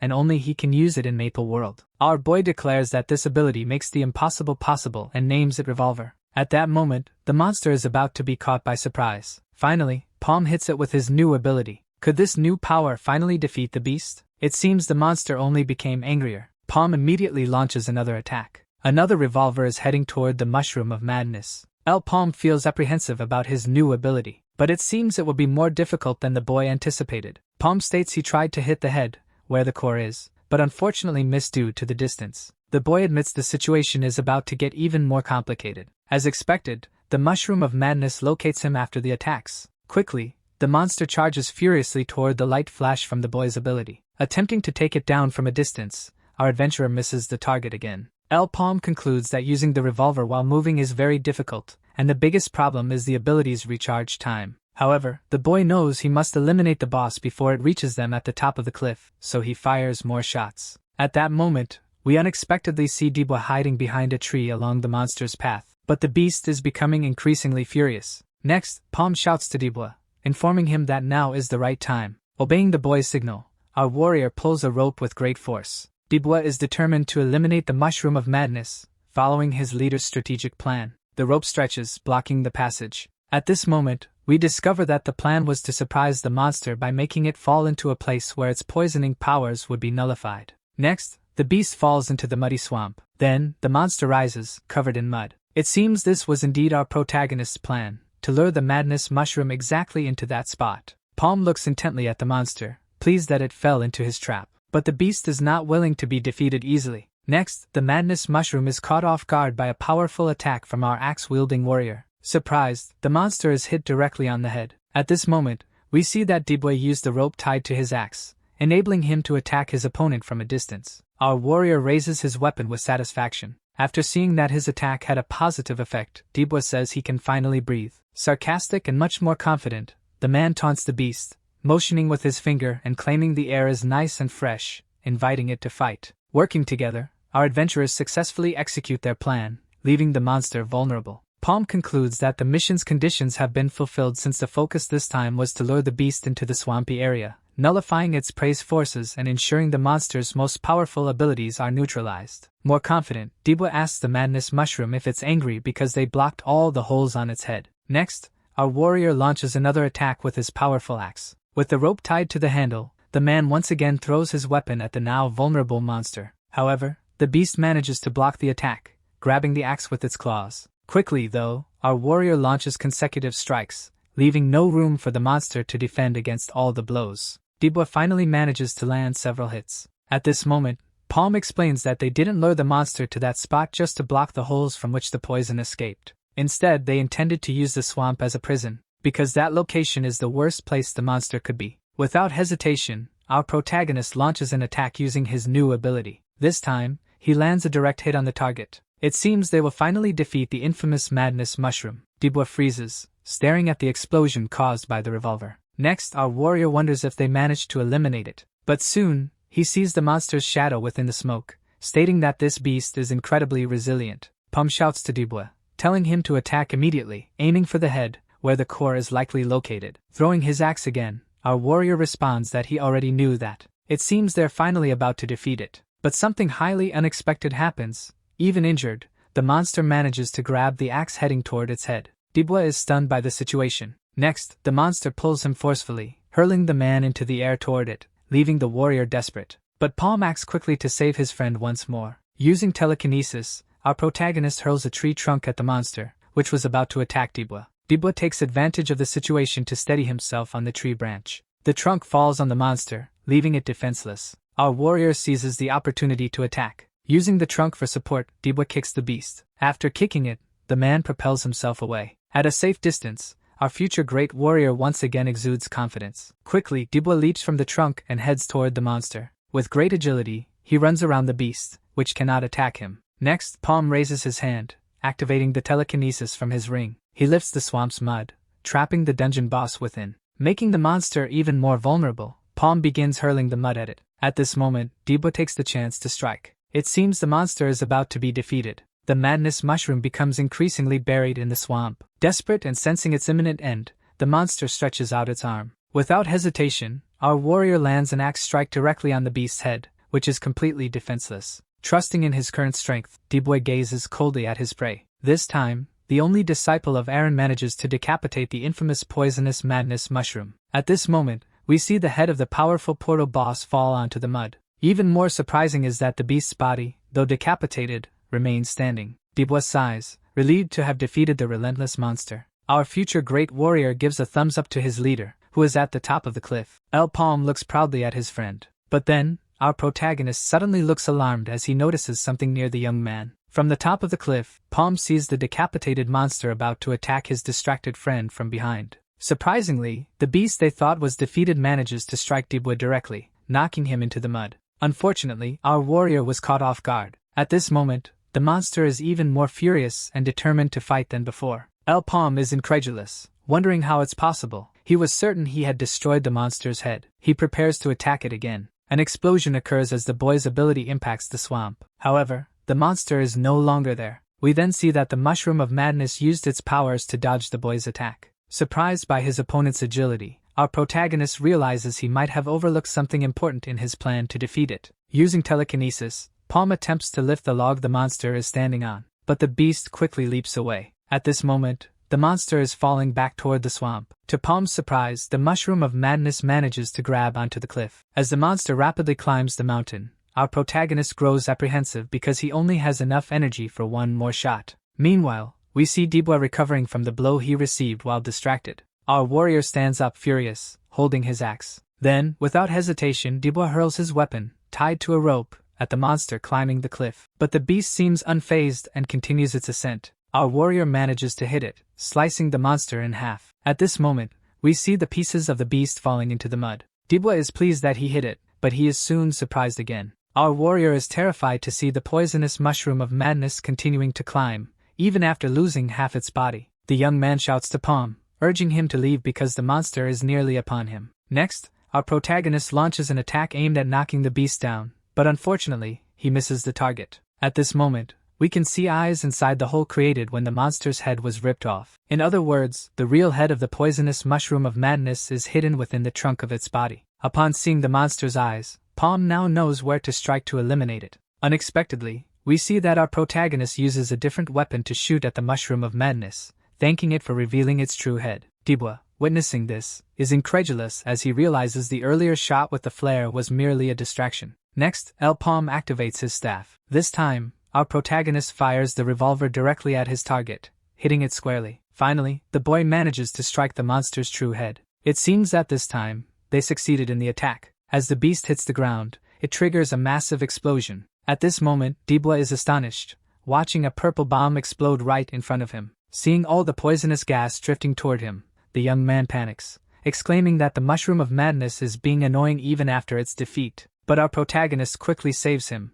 using telekinesis on the rope to pull him to safety. Now safe, the warrior vents to the boy, saying he thought that would be the end of him. A dense purple smoke envelopes the swamp. Dibwa asks Palm if they really managed to eliminate the monster, and he replies that they did. The boy then praises his friend for his bravery in the battle against the furious beast. While Palm tells Dibwa they will retrieve the energy stone once the poison dissipates, they are suddenly startled by something leaping in front of them. Our protagonist quickly looks alarmed. Then both come face to face with the floating body of the mushroom of madness, exuding venom. At this moment, they both spot the core they had been seeking. Dibwa and Palm can only watch the bright red light floating in the air. Our future great warrior is euphoric, realizing they have indeed defeated the infamous poisonous mushroom of madness. Back in Mr. Adab's office, we see Rakan mocking the man for returning empty-handed. Laughing, Mr. Rakan remarks that the one-eyed man's temperament hasn't changed at all. Adab apologizes to his superior, suggesting that for this matter, the Cygnus Knights should handle it. They are soon interrupted by someone knocking at the door,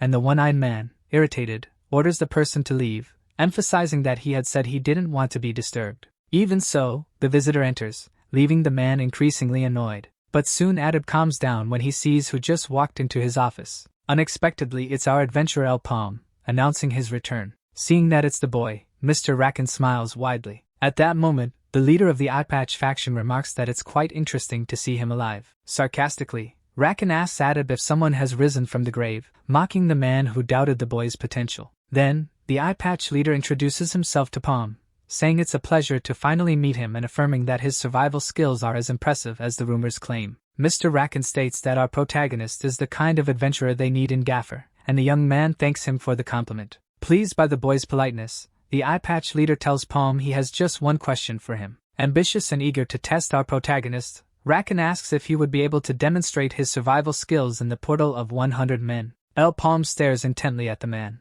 Then, unexpectedly, the boy tells Rakan it would be difficult. The Eyepatch leader falls silent, merely observing the young man. Mr. Adab panics, questioning if the boy has lost his mind by speaking to his leader like that, reminding him that he's not in a position to choose his missions. At that moment, the man reminds Palm that he still hasn't settled his debt. However, smiling, Mr. Rakan acknowledges that what the boy said is true. It's difficult, but not impossible. He asks Palm to confirm if that's what he meant. Growing impatient, the Eyepatch leader tells our protagonist he dislikes roundabout answers and will rephrase his question. Directly, Rakan asks Palm what he truly wants. At that moment, Dibwa appears, tossing a drink. Incredulous, our warrior asks the boy if he understood correctly that Palm was asking for 5 million mesos per person, 10 million for both of them, to accept the proposal. Palm looks irritated at his friend's lack of discretion, glaring at him until Dibwa apologizes. Then Dibwa questions whether the boy is being overly ambitious, suggesting that their potential clients might back out of hiring them,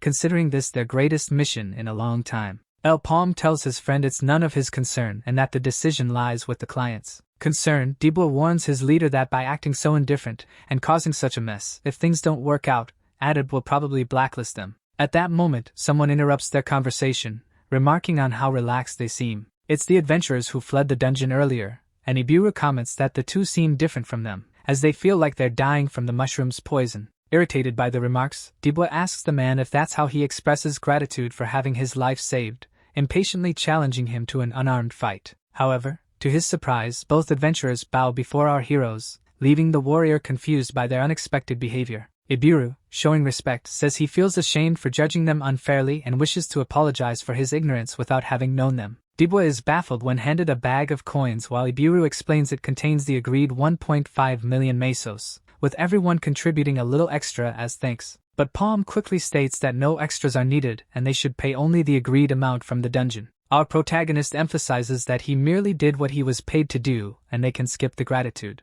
The boy explains that he means not to let things be misunderstood. Jubara and Iburu look confused by his words. Then Dibwa says he got excited for nothing and is considering counting the coins to ensure the amount is correct. El Palm asks Iburu if that's really his name and questions his competence. At that moment, our protagonist asks Iburu if he can handle the job he's being paid for, leaving the man bewildered. Meanwhile, Mr. Adab appears, saying his leader cannot accept such a ridiculous proposal. The eye patch member tells Rakan that 10 million mesos is a sum paid to 3rd or 4th circle adventurers, and even though Palm is the best, it would set a precedent. Mr. Adab suggests that the boy is bluffing and recommends calling him back to renegotiate the payment terms. Rakan then looks at his subordinate and asks if he truly believes that. The one-eyed leader's superior comments that it wouldn't be strange if Palm demanded double that amount, leaving the man confused. Then Rakan hands a document to Adab, instructing him to read it. At that moment, the one-eyed leader explains that they will send only El Palm's group to represent the Gaffer Merchant Union this time, which means just 2 people. Mr. Adab looks shocked as he reads something important in the document, wondering if the information is accurate.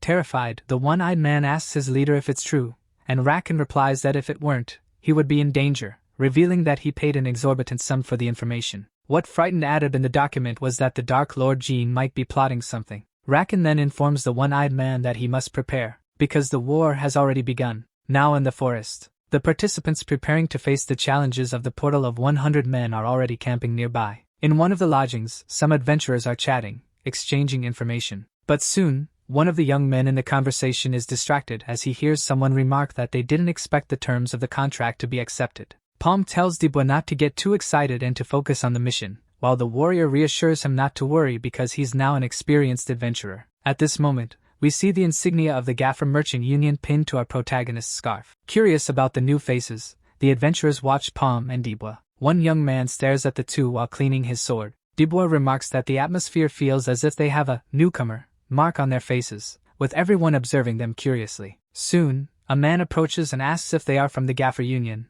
introducing himself as Shounen, an E-rank adventurer from the Genis Union, and says it's a pleasure to meet them. El Palm introduces himself as a C-rank adventurer. At this moment, Shounen is surprised, stating that he thought only participants from the 2nd circle were allowed through the gates due to the restrictions. The man wonders how a C-rank adventurer could be present, leaving Palm embarrassed by the questions. Their conversation is soon interrupted by someone asking Shounen to give them space. It's the leader of the Cygnus Knights, who says she has business with the two. Shounen becomes irritated upon realizing that Dubois and Palm are allied with the woman's group. Our protagonist appears worried about something. At this point, we see a flashback of the boys' conversation with Mr. Adab, where Palm asks the man why they must join forces with the Cygnus Knights. Irritated, the one-eyed man tells them to simply follow the agreement, and questions why Palm is asking so many questions. Adab then asserts that the Gaffer Merchant Union will be collaborating with the Cygnus Knights Order in this mission. At that moment, the one-eyed man explains that the Knights follow the teachings of Empress Cygnus, the strongest among them and regarded as a symbol of power. Mr. Adab emphasizes that the gates quota had already been claimed by another Merchant Knights Union, which is why they decided to collaborate with the Cygnus. The one-eyed man explains that although the Knights might have hidden motives for attending this portal, their offer wasn't bad, so they accepted. Palm responds that it won't be a problem if it's a cooperative effort, but Adab warns him it won't be so easy. Suspicious of Empress Cygnus's interest in the portal of 100 men, Mr. Adab remarks that something feels off. Arrogantly, the woman introduces herself as Kiri, the leader of the beginners, and warns them not to assume they're on the same level just because they exchanged a few words. Feeling superior to the two, she states she doesn't want any extra trouble, and instructs them to follow her orders in silence. Dubois becomes irritated by her attitude. Kiri asks Palm if they are the only two sent by the Gaffer Merchant Union, and the boy confirms it. Underestimating them, the woman asserts that Gaffer isn't taking the situation seriously. At this moment, more people arrive. It's the representatives of the Dig Merchant Union, the Crocus Group. Along with them, the Cables Group appears, representing the Merdia Merchant Union. Dubois is awestruck by the elite of the respective merchant unions, sensing that the atmosphere has changed completely. Finally, more important participants arrive at the scene. It's the 3 Natasha sisters, representatives of the Goldrich Merchant Union. The sisters appear very presentable, wearing elegant brooches. Upon seeing the sisters arrive, Kiri looks at them and remarks that they are arrogant. At that moment, a man calls everyone together. Lonko announces that he and his group have been chosen to guard this invasion, and will wait outside to provide support once the adventurers exit the portal. To keep them informed, the man explains that, even though their unions may have already shared some details, he will reiterate them as a reminder. Lonko then states that the legendary item emerging from this portal will not belong to any adventurer but to their union, as per the agreed terms. While the man explains the conditions, our protagonist attentively listens. Finally, Lonko declares that anyone caught attempting to steal an item will have to face his B-rank adventurer group. Dubois is awestruck upon seeing that Lonko has 5 circles, which he proudly displays to intimidate potential thieves. Our warrior then looks at the Portal Guardians group and wonders if all of them are equally powerful in combat. Next, Lonko announces the end of the briefing and declares that everyone is free to enter the dungeon. Kiri looks at Palm and Dibwa, ordering them to follow her and asserting that she will lead them. Confident, the leader of the Novice Cygnus Knights is convinced they will emerge victorious. Dibwa, frustrated by Kiri's arrogance, asks Palm if he really has to work with someone like her. But our protagonist is too focused and eager to enter the dungeon. Palm recalls that all his efforts have been for this portal since he never had the opportunity to explore it in his past life and knows he must succeed this time. Remembering that the end of the world began in this location, the boy calls his friend, and Dibwa says he won't help them even if they come crawling back later. At this moment, we see a summary of the report on the first Red Class 100 Men portal, revealing that 6 merchant unions were already annihilated. Meanwhile, more groups are teleported into the dungeon. An adventurer orders his group to follow him. Dibwa asks why the grass in the area is so tall. Annoyed, Kiri scolds our warrior, asking if he thinks they're there for leisure, and demands he stop joking and keep up with the group. Furious at the woman's arrogance, Dibwa questions Palm for accepting such treatment. But seeing that the boy doesn't respond, the warrior looks back and notices something unusual. Confused by seeing Palm with his head on the ground, he asks what he's doing. Soon, we witness something mysterious causing destruction as it rushes by. Quickly, Dibwa looks to identify the source and states he heard something. The group then notices a herd of ribbon pigs charging toward them. There must be over 1,000 of them running furiously. Realizing the group members are frozen in place, Kiri shouts, ordering them to dodge, as most of the others haven't arrived yet. The startled adventurers question whether it wasn't a tactical rule to avoid attracting danger to the portal's entrance. At this moment, someone calls for the merchants from the El Nido Union, but they refuse to follow, stating they will head in the opposite direction. The herd soon reaches where the group members are located. Quickly, the ribbon pigs change direction and begin attacking the adventurers. Kiri instructs them to keep heading in that direction to lure the pigs into a more obstacle-filled area and hunt them down, but one of her disciples alerts her to a problem. The young man informs her that the duo from the Gaffer Merchant Union has vanished, leaving the woman distraught. Meanwhile, far from danger, our warrior remarks that the herd brought a refreshing breeze. Dibwa tells Palm they can relax now and asks how he predicted that the ribbon pigs would become so agitated. Our protagonist explains that, based on his experience, many beast herds travel through plains like Adullas.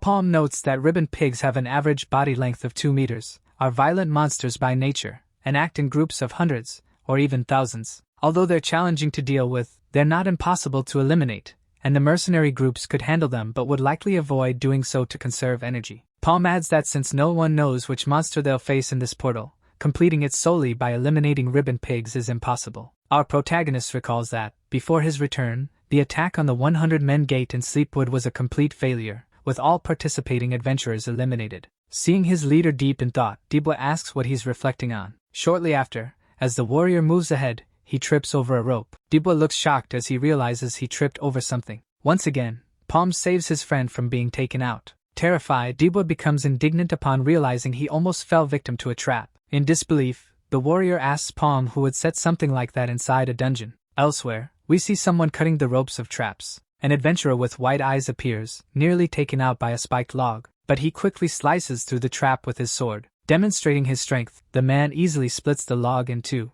Irritated, the adventurer remarks that this is child's play, while another group member reports that the area has been cleared and that was likely the last trap. The leader then tells Babel not to let his guard down, even when there's no apparent danger. This is the masked adventurer named Crocus. At this moment, the group leader explains that even though they've disarmed some small traps, there are still dangerous ones, and he already suspects which monster set them. Crocus states that ogres are responsible, and warns they're more challenging to deal with, as one of these green monsters is equivalent to a final boss in a red portal. Analyzing the dungeon, the leader asserts that, given its difficulty, he's certain everyone would be eliminated if adventurers of his level weren't present. Strategically, Crocus tells the group they should take advantage of the situation and orders them to follow him. Noticing no one obeys, the leader looks back, warning them to be careful and not to leave anything behind. But as he turns to see why his group is frozen, Crocus discovers Babel already decapitated. Immediately, the entire group is decapitated by red flashes, leaving the leader terrified and clueless about what's happening. Surprisingly, one of the enemies sneaks up on Crocus and decapitates him with a sword. Before he can sense the presence approaching, the group leader is also taken out. The young man who just decapitated Crocus calls him an idiot for acting like he knew everything. At this moment, someone hidden among the grass reflects on using ribbon pigs to distract those entering the portal. The mysterious man remarks that he doesn't know who came up with the idea, but it helped, making this a good opportunity to act. Seemingly speaking to someone, this mysterious figure appears bored. We then see the Natasha sisters in the background, seemingly paralyzed, as the man declares they should begin quickly given the limited time. At this moment, it becomes clear the sisters are trying to move but cannot. Trembling, one of them resists, attempting to move her hand. The man informs her it's pointless to try, as his magic won't allow movement for at least another 30 minutes. Despite being paralyzed, the woman asks why he's doing this to the adventurers. Admiring Narsha, the man praises her for speaking despite the effects of his magic. Thus, the mysterious figure decides to eliminate her first, as she is the most dangerous of the three sisters. This terrifies the other two, who watch their sister fall so easily,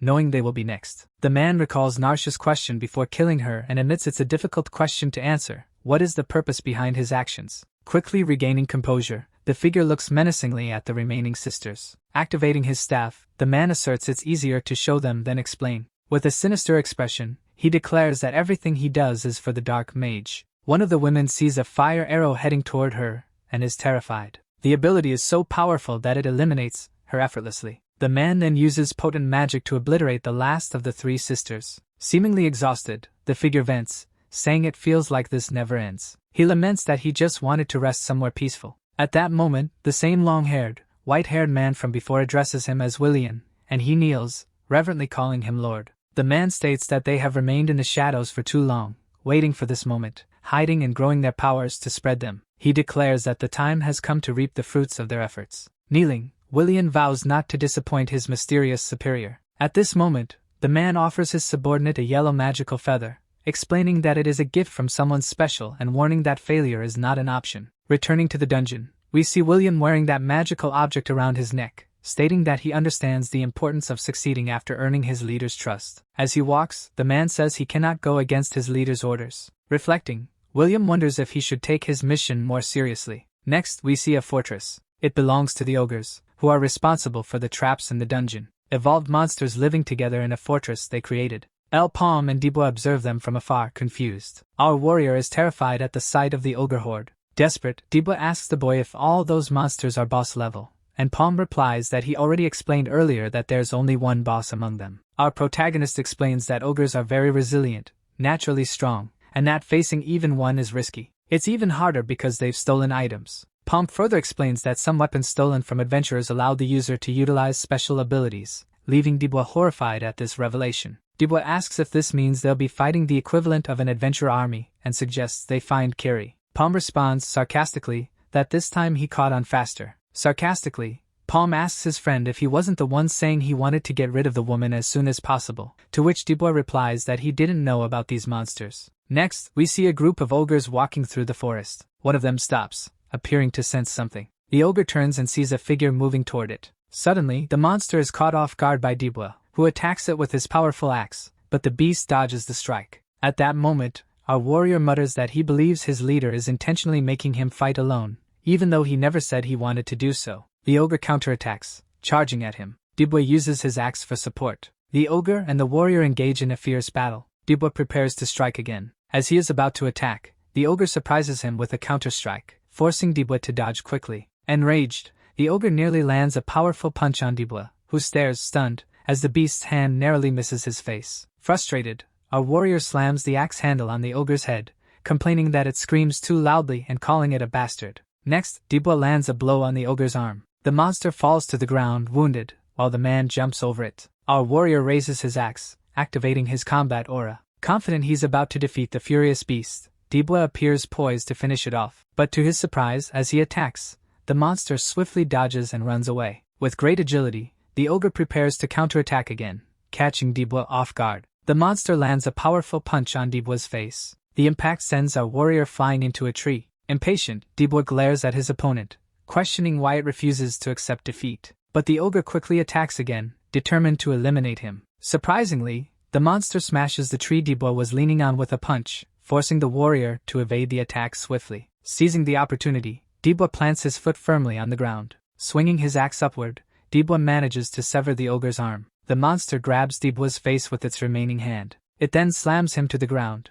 The ogre drags Debo along the ground, holding him by the head. Using the axe handle, Debo paralyzes the beast's arm. Quickly, he launches himself away from the ogre. Without hesitation, Debo charges at his opponent. With only one arm, the monster seems defenseless, and Dibwa activates his weapon's aura, determined to defeat the powerful beast. At last, it seems the duel is over. We see that our future great warrior has successfully defeated the furious ogre. As they walk, Dibwa, annoyed about having to defeat the beast alone, tells Palm he thought the boy would step in to help. Trusting his friend's abilities, our protagonist explains he needed Dibwa to defeat the ogre on his own to understand that they aren't invincible. Next, something catches Dibwa's attention. Our adventurers come across several fallen Cygnus knights scattered across the forest and wonder what happened there. In disbelief, Dibwa asks Palm if those bodies belong to the Cygnus knights under Kiri's command. At that moment, a survivor of the massacre screams in pain. Quickly, Dibwa informs Palm that someone is alive, and cautiously, the boy only looks at the figure. Both are surprised to see a survivor. Approaching,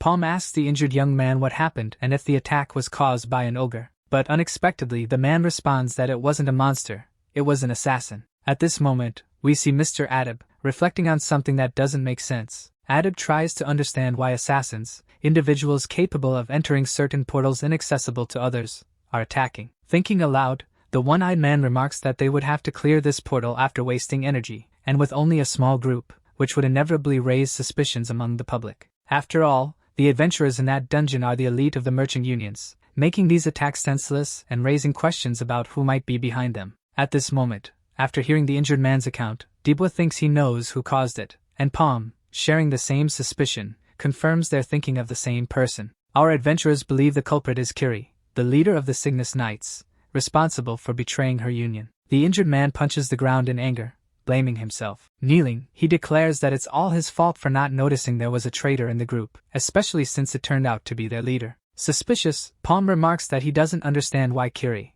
a member of the Cygnus Knights, would become an assassin. The injured man admits he's confused as well and finds it difficult to believe, but he recalls that Kiri's orders at the portal entrance were suspicious. At this moment, the man says that before Kiri finished eliminating her companions, she confessed something terrifying. She admitted to betraying the Empress, revealing herself as a follower of the Dark Mage. Dibwa is horrified by this revelation, while Palm appears suspicious of something. The injured man explains that the Dark Mage, a transcendent figure 800 years ago, threatened the world with his followers. To stop him, 6 heroes took command, focusing all their efforts on battling the tyrant and his forces. As the Dark Mage's army fell into chaos, the allied forces advanced, eliminating all his followers. The man states that anyone in Maple World would know that story, and Dibwa can't believe Kiri is one of the followers of the leader of the assassins. Cautiously, El Palm declares that now is not the time to worry about ogres. They must immediately pursue the traitor. Our protagonist then asks the man if he will accompany them and insists he prepare to fight her when they find her. Seeking revenge for his group, the young man says that's exactly what he wants most right now. At this moment, we see someone running. It's Kiri, running desperately as if fleeing from something. Suddenly, something catches her attention. Kiri encounters a group of people blocking her path, claiming they were waiting for her. It's Willian along with his group of assassins. Sadistically, Willian remarks that thanks to the ribbon pigs, everyone was separated, making it easier for their plan to proceed, and now they can end it slowly. Willian then asks Kiri if she received that gift they sent to her group, leaving her confused. Without hesitation, the woman raises her sword, demanding to know who they are. Meanwhile, Dibwa, assisting the injured man, offers to slow down if he needs it, but the man insists he's fine. Our warrior reassures him not to worry because Palm is skilled and will soon find her, calming the young man. At this moment, the true identity of the assassin targeting the Cygnus Knights is revealed. In a sunlit field, a battle begins. Kiri refuses to give up and charges at her opponents. Willian, observing the fight from a distance, admires the woman, noting that her determination is expected of the captain of the Cygnus Knights.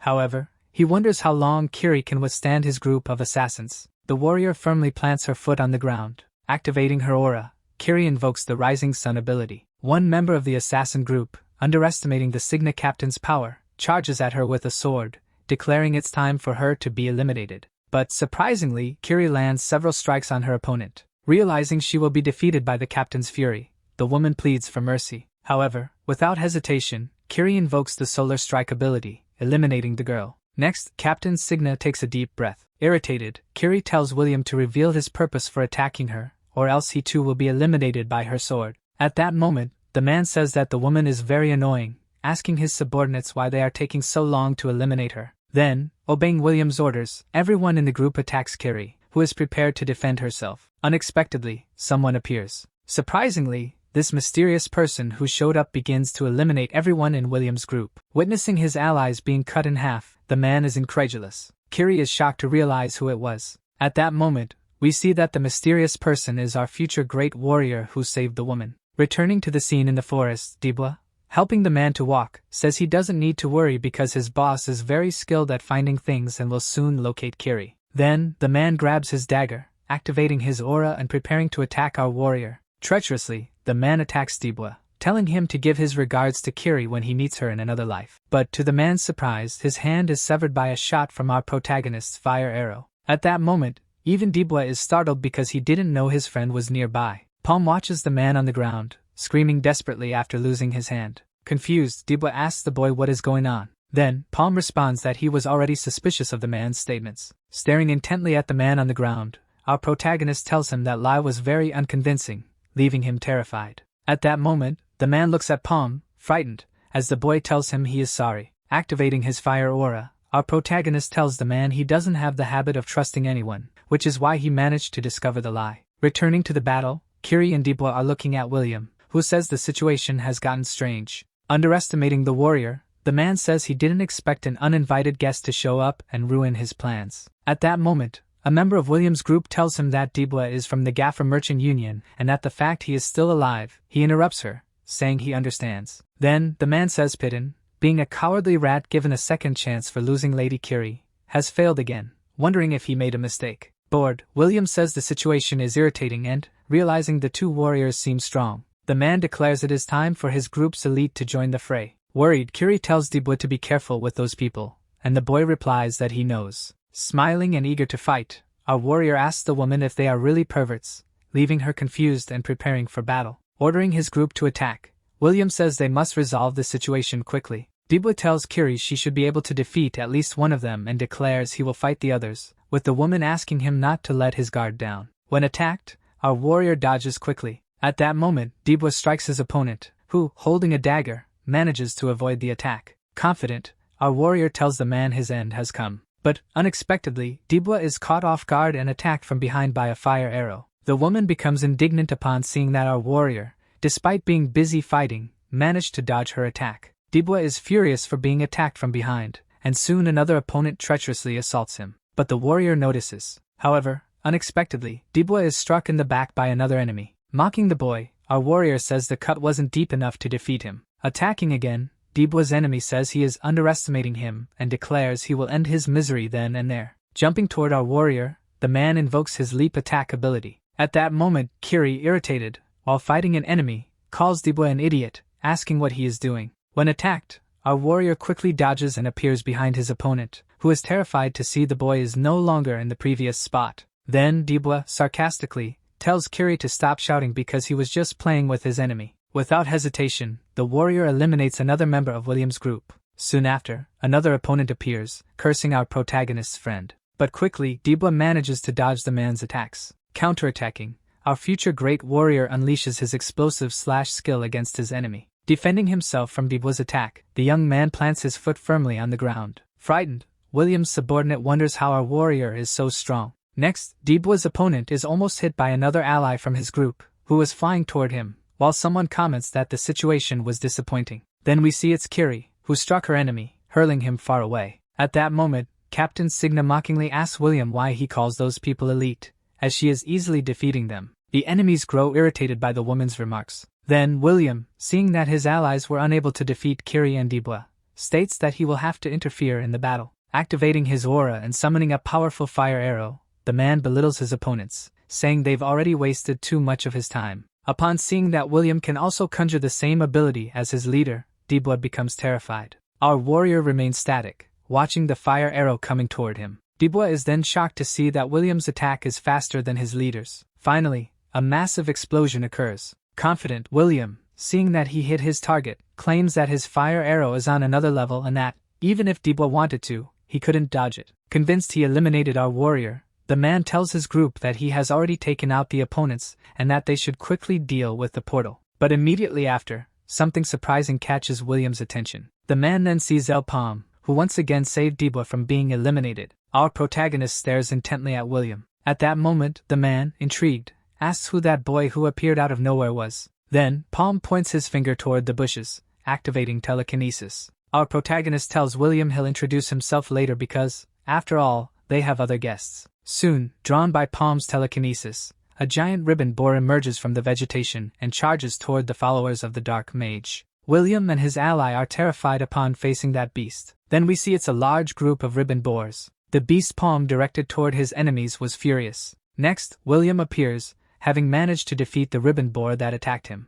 Regaining his composure, the man states that the beast gave him trouble and notices that our protagonist, along with his allies, fled after unleashing that monster in his direction. At that moment, William calls for Gerald, who apologizes, saying he's sorry for failing to defeat them. Then, the man's ally reports that he is finishing off the ribbon boars, and we see several monsters defeated by the group. Furious, William tells Gerald that they don't have time to regroup and must pursue them immediately, and the young man agrees. Recalling when Palm suddenly appeared, the man begins to reflect on the boy, believing he is probably someone troublesome who will hinder his plans. While William is deep in thought, he is quickly interrupted by Gerald, who says he found footprints, and the man orders that if they find the boy in the cape, they should capture him for him. Concerned, the young man says there's no need to capture him because he seems very dangerous, and the man asks his subordinate if he has forgotten who he is talking to. Then, confident and placing his hand on the feathers he received from his leader, William declares that in that portal, it's impossible for anyone to be stronger than him. In the middle of the forest, far from the enemy's group, Dubois asks Palm if he saw the faces of those guys,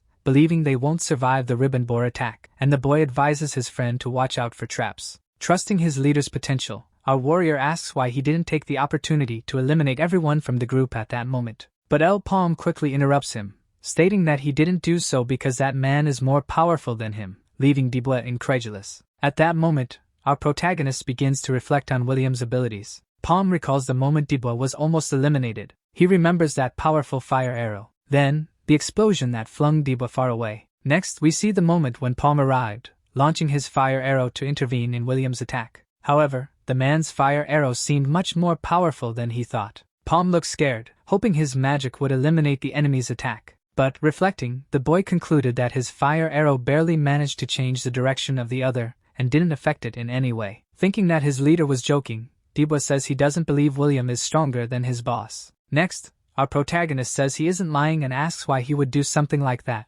leaving the warrior outraged upon realizing they really had to flee. Dubois is confused to see Palm removing the strings from his armband. Our protagonist explains that the circles on his wrist have grown to their limit, and his astonished friend asks why that happened. The boy replies that depending on its thickness, even when using the same type of magic, there will be a difference in power and speed, and he asserts that he should be stronger than William. Palm says the man's magic has something more that he can't understand but is certain it's second circle magic, which likely allowed him to enhance his ability. Finally, our protagonist states that it's fair to say William is the strongest adventurer currently in that portal, leaving Dubois terrified. Worried, the warrior asks Palm if they could use the ogres like he did with the ribbon pigs, and the boy responds that it's not that simple. But the two are interrupted by Captain Signa, who asks the protagonist if he doesn't understand the situation they're in at the moment, and he just stares at her. Curie declares that the important thing is that one of the Dark Mage's followers was hiding among the Signa Knights, and this information could change the future of Maple World. She then says they should head outside first. Holding her sword, Curie asserts that the two should give up on clearing that portal. But Palm interrupts her,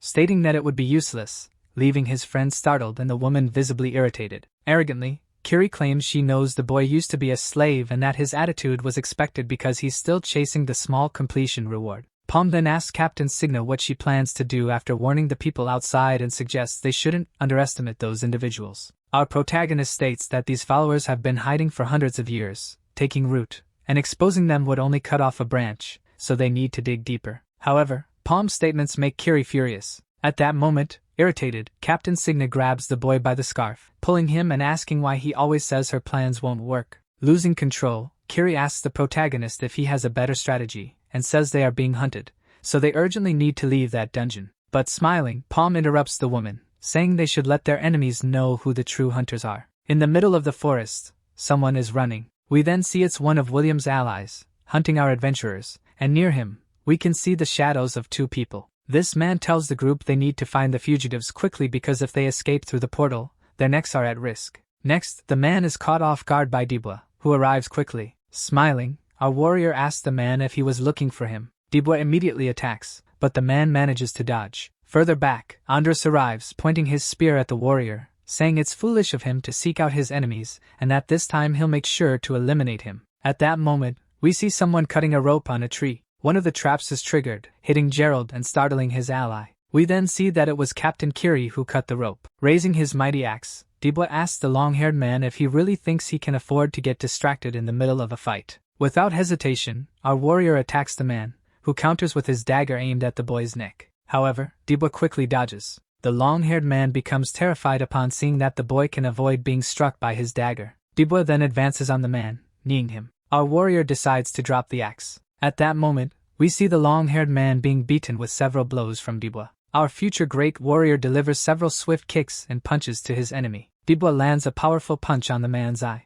Then another member of William's group arrives, watching the fight from a distance. Surprised to witness the duel, the girl wonders what's happening, while we can see Kiri approaching from behind without her noticing. But quickly, sensing Captain Signa's presence, the girl manages to dodge. Determined to eliminate her, Kiri launches several strikes with her sword. The girl, caught off guard, is terrified, face to face with Captain Signa, about to be finished. However, he manages to defend himself by using his bow as a shield, blocking the strike. Furious, Kiri tells the woman she shouldn't look away, calling her wretched and claiming she's already out of patience due to the direction this hunt has taken. Nearby, in the forest, William appears, saying the battle has probably already begun, but there's still someone he's curious about. Soon, the man is interrupted by Palm, who arrives asking if they were waiting for him and his friends. Our protagonist immediately shifts into fight mode, raising his staff. Activating his staffs, William begins to laugh, saying they should start fighting as well. Next, the man conjures his fire arrow. Likewise, so does our protagonist. Quickly, Palm dodges William's attack. Palm stares intently at his opponent. At that moment, we see the boy's fire arrow heading toward William, who remains still as our protagonist moves in the background. In the presence of someone so powerful, the follower of the Dark Mage becomes euphoric, knowing it will be a great battle. Soon, Palm stops and observes the explosion caused by his magic upon impacting where his enemy stood. Then the boy finds himself in the middle of the smoke. It's impossible to see if his attack was successful, but soon, something surprises Palm. Our protagonist is shocked to find he has been hit by a rock. Next, Palm is taken by surprise as William appears behind him, asking if that's all his attack potential. Quickly, our protagonist finds himself facing another of his enemy's fire arrows heading his way. Then we see the destruction William's magic caused in the forest. At that moment, the shadow of the Dark Mage's follower appears amidst the flames. Palm, having dodged the attack once more, simply watches the man. Admiring the boy, William says it's incredible that the protagonist managed to escape his devastating power. Then the man, smiling, says it was unexpected, although he is certain Palm doesn't have enough power to block it. Curious, William asks the boy how he did it, but the protagonist only stares at him. Impatient, the man says Palm isn't much of a talker, which makes sense, as it's not like they can casually chat in the middle of a fight. Without hesitation, William launches another attack at the boy, declaring that he will figure out his tricks. Palm stares back at him intently. Next, our protagonist conjures his revolver ability, blocking William's fire arrow. Then the man is stunned to witness it. William quickly concludes that Palm used telekinesis to spin the fire arrow, making it look like a drill piercing through his magic. Witnessing something so incredible, the follower of the Dark Mage claims he has never seen anything like it. Then, as the two magics collide, a massive explosion occurs in the forest. Admiring it, William says what the boy did is unbelievable, using telekinesis to enhance his ability, and he finally understands what it is. The follower of the Dark Mage wonders if Palm is the type of person they call a genius. Smiling, William claims that this is the type he hates the most. Underestimating our protagonist, the man says they'll have a bit more fun, asking him to show what he's capable of and attacking him. Quickly, Palm uses telekinesis. Surprisingly, the boy creates a massive stone shield. But the power of William's fire arrow, strengthened by the golden feathers, pierces through the barrier, forcing Palm to leap away. Still underestimating the boy, the man asks what he's doing and if hiding is all he can manage. Unexpectedly, Palm extends his hand toward William, activating telekinesis, leaving the man confused. Soon, a fire arrow appears behind him, and the man wonders how that happened. Then Palm moves his hand. Surprisingly, our protagonist causes the fire arrow to change direction, heading straight for William, who quickly dodges. At that moment, the man finds himself in trouble as the boy's magic chases him. The man decides to take action. Saying he's tired of playing with Palm, the man launches a fire arrow at him. Our protagonist remains still in the face of that attack. Next, Palm launches his revolver ability again. Soon, Another explosion occurs in front of the boy. Smiling, William says he finally achieved what he planned. Activating his ring, the man appears right behind Palm, stating the boy has already used up his 2 shots. Then William launches his other paralyzing ability, Poisonous Breath, at the protagonist. At that moment, Palm finds himself facing imminent danger. Quickly, the entire area is filled with that green poison. A mist of poisonous smoke blankets the forest. William remarks that a poisonous breath is quite useful but leaves openings while being invoked, and he asks Palm if he isn't a user of fire and telekinesis. Confident and smiling, the man tells the boy that he figured he could seal his attacks by forcing his fire arrows into cooldown. At that moment, we see Palm paralyzed by the poison, with William informing him that now the boy wouldn't be able to do anything for the next 30 minutes. He says that his fire arrow was also recharging and apologizes for having to use a dagger against him. Now, his favorite part was coming, and as he approached while dancing, William says he couldn't wait any longer. He was very curious to see what kind of despair the protagonist's face would show.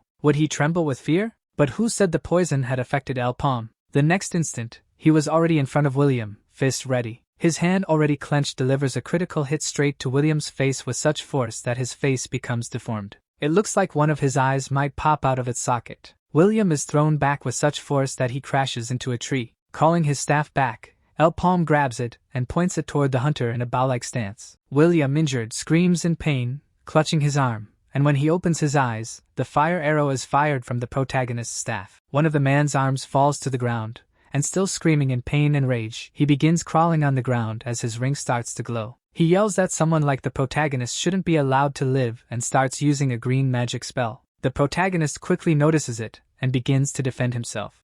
Palm realizes that although William appeared insane, it was just a trick. Clearly, William was aiming at something. Since the poisonous breath wasn't working, he was probably trying to retrieve his staff. Palm declares that it's time to end William's life right there, but a fireball appears behind him. It hits the boy squarely because he didn't notice it until it was too late. William is standing up and laughing, with a magic circle glowing nearby as he shouts that he'll finish the protagonist and tear him apart. The trail of destruction left by the fireball is massive, and the protagonist is lying on the ground at the end of it. Bleeding heavily, he thinks he let his guard down and didn't expect William to have a flaming orb as a trump card. He wouldn't have made this mistake before his regression. William wastes no time and launches another fireball at the protagonist, who thinks he has lost much of his perception. A massive explosion occurs, and one of Palm's subordinates notices it. He looks back, wondering if something had happened to his boss, while finishing beating one of the hunters. A sword slices through the air and separates another hunter from his head as the blonde girl shouts for them to stop playing around and go after the protagonist because he wouldn't be able to handle the enemy alone.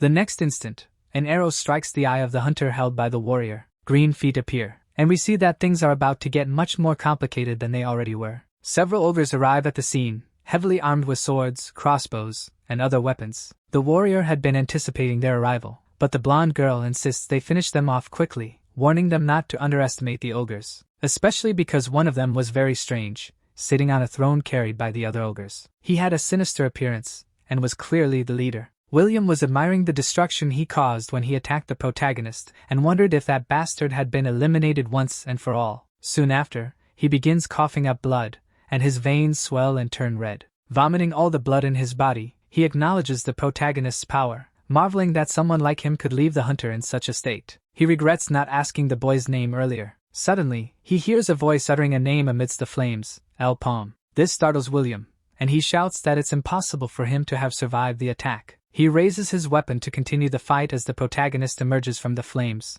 telling him to remember his name well, because it will be the last name he hears in his life. William is still confident that he is stronger than the boy and asks why he's bluffing, but Palm interrupts him. He begins conjuring an amber sphere and admits that defeating him with just 2 circles will be nearly impossible. The sphere is a mana stone, and William notices it. He starts laughing maniacally and asks if Palm intends to place all his hopes on absorbing the mana stone to increase his circles. That wouldn't be enough for him to gain an additional circle. He would still need enlightenment through countless experiments. With his magical power surging around him, Palm agrees with everything William says, and witnessing this scene makes him stop laughing and grow confused. A third circle begins to appear on the protagonist's wrist, and he tells William not to worry. He had already undergone various experiences in this life. William yells, claiming the protagonist was still bluffing, and starts conjuring his fire arrow. 2 arrows are heading toward Palm, but he also uses the same magic. Realizing it would be futile, William simultaneously uses the flame orb, and the protagonist activates his ring, which causes a spinning effect on the arrow. William's red eyes of despair gaze upon the power of El Palm's fire arrow as it reaches his face, causing him to scream the protagonist's name, filled with despair and hatred.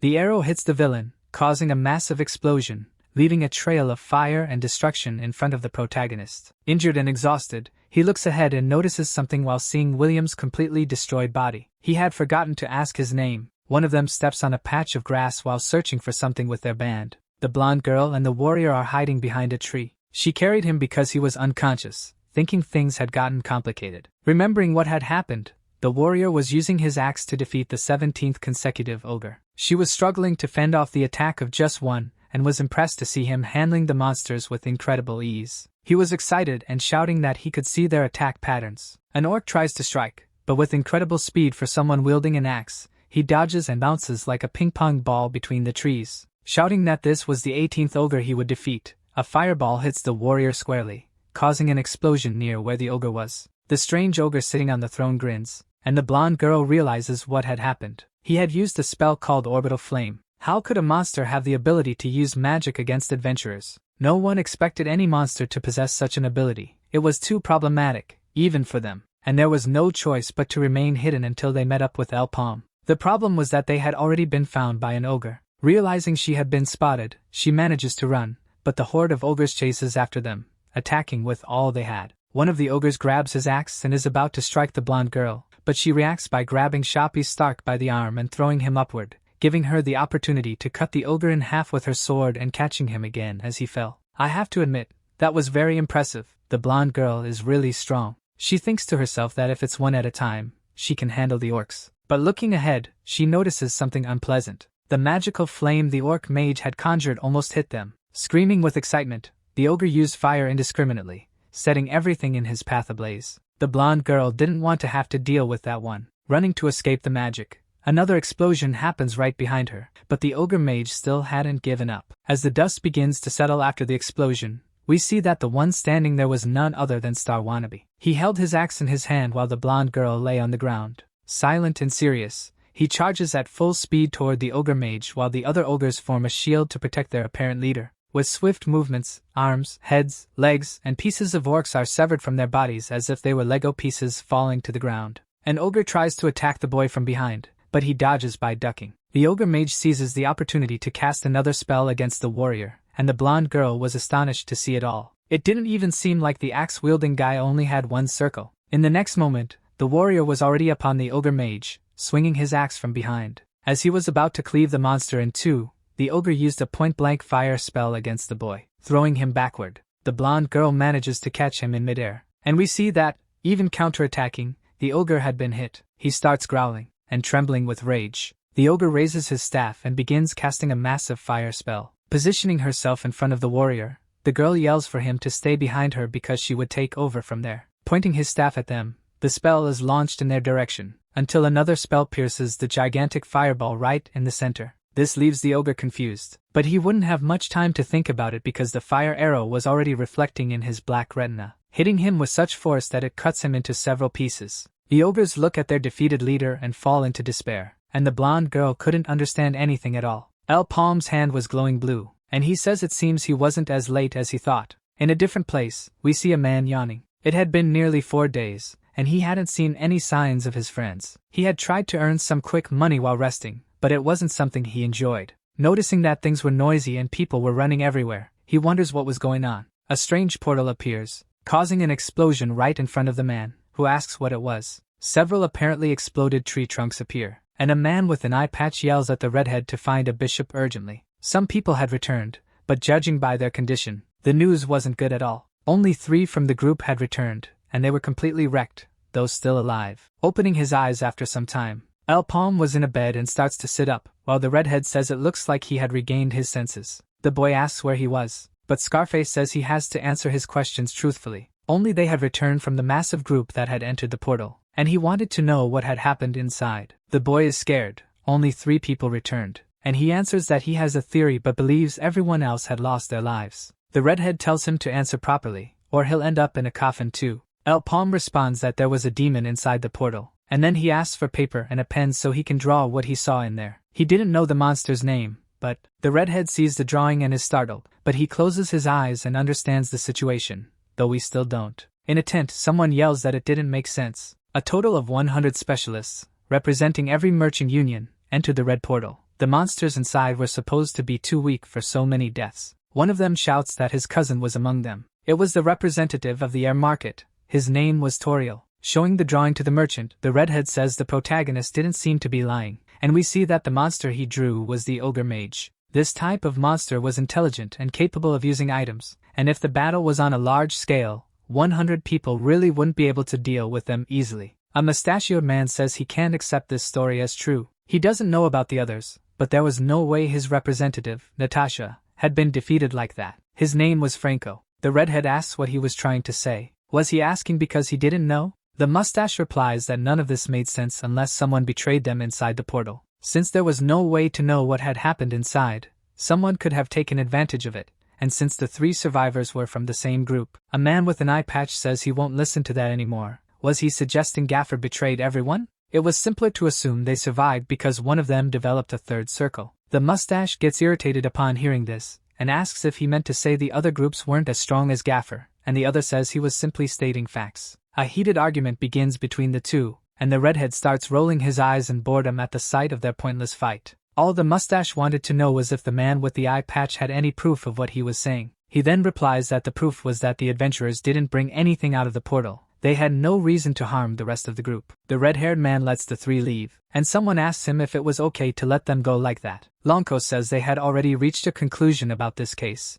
so there was no way to keep them detained there. The 3 adventurers are walking through the forest when they notice the presence of a slug behind a tree. The blonde girl says that thing had followed them and asks El Palm to check what it was. A cute version of a Dendon Mushi appears crawling in front of them, and we flash back a bit to the blonde girl asking the protagonist why he was hesitating. They had to throw away all the items they had collected and hurt each other before leaving. El Palm looks at her, and there were 2 golden feathers inside his bag. That was the plan exactly. Eliminate the boss and discard the items. However, the item William had was special, a phoenix feather. It had the ability to increase the user's fire magic power by 30%, and since he had 2, the effect was stackable. El Palm thinks he now understands why the other adventurers were defeated so easily, and it was precisely because of those 2 feathers that he had won. The blonde girl says that if they returned to the city with any item in their bag, they would be suspected of trolling. He was the one who reminded them of that in the first place. She tells him to stop being greedy and stick to their plan now that they had finally found the exit portal. Suddenly,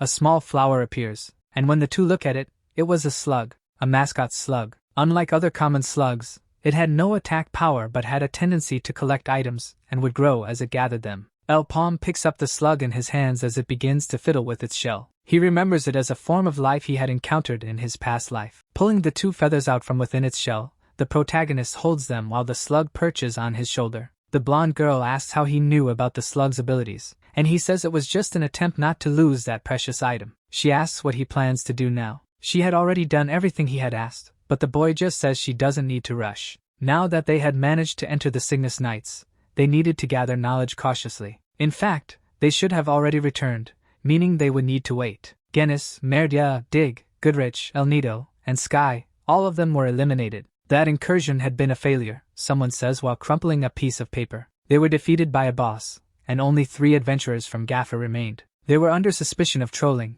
but there was not enough evidence. Even so, he was grateful because he hadn't been exposed, so he would prepare for the next mission. An old man was watching a storm through a window as someone knelt behind him. He asks if they hadn't been discovered, but the kneeling person doesn't respond. Their plan was to eliminate all the groups and kill the boss alone, so one of the survivors must have seen William, but El Palm hadn't mentioned it. It was strange because he had no reason to hide it, and if he had discovered that the ones behind it were them, the followers of that person, the woman says that's impossible. If that were the case, they would be in great danger, so they needed to eliminate the boy before anything happened. But the old man seems to be excited by this. In fact, if this was an invitation from the protagonist, he would gladly accept it. However, it would be better to prepare something different for them, so that the protagonist and his friends could be the first and last guests. We are transported to a city full of monsters, and someone says that this was complete hell. Suffering from poverty, he could only dream of living like a normal human, and all he could do was watch his sister suffer from black blood disease. He hadn't even been able to make a grave for his family. This place was always hell. Someone gives a smile,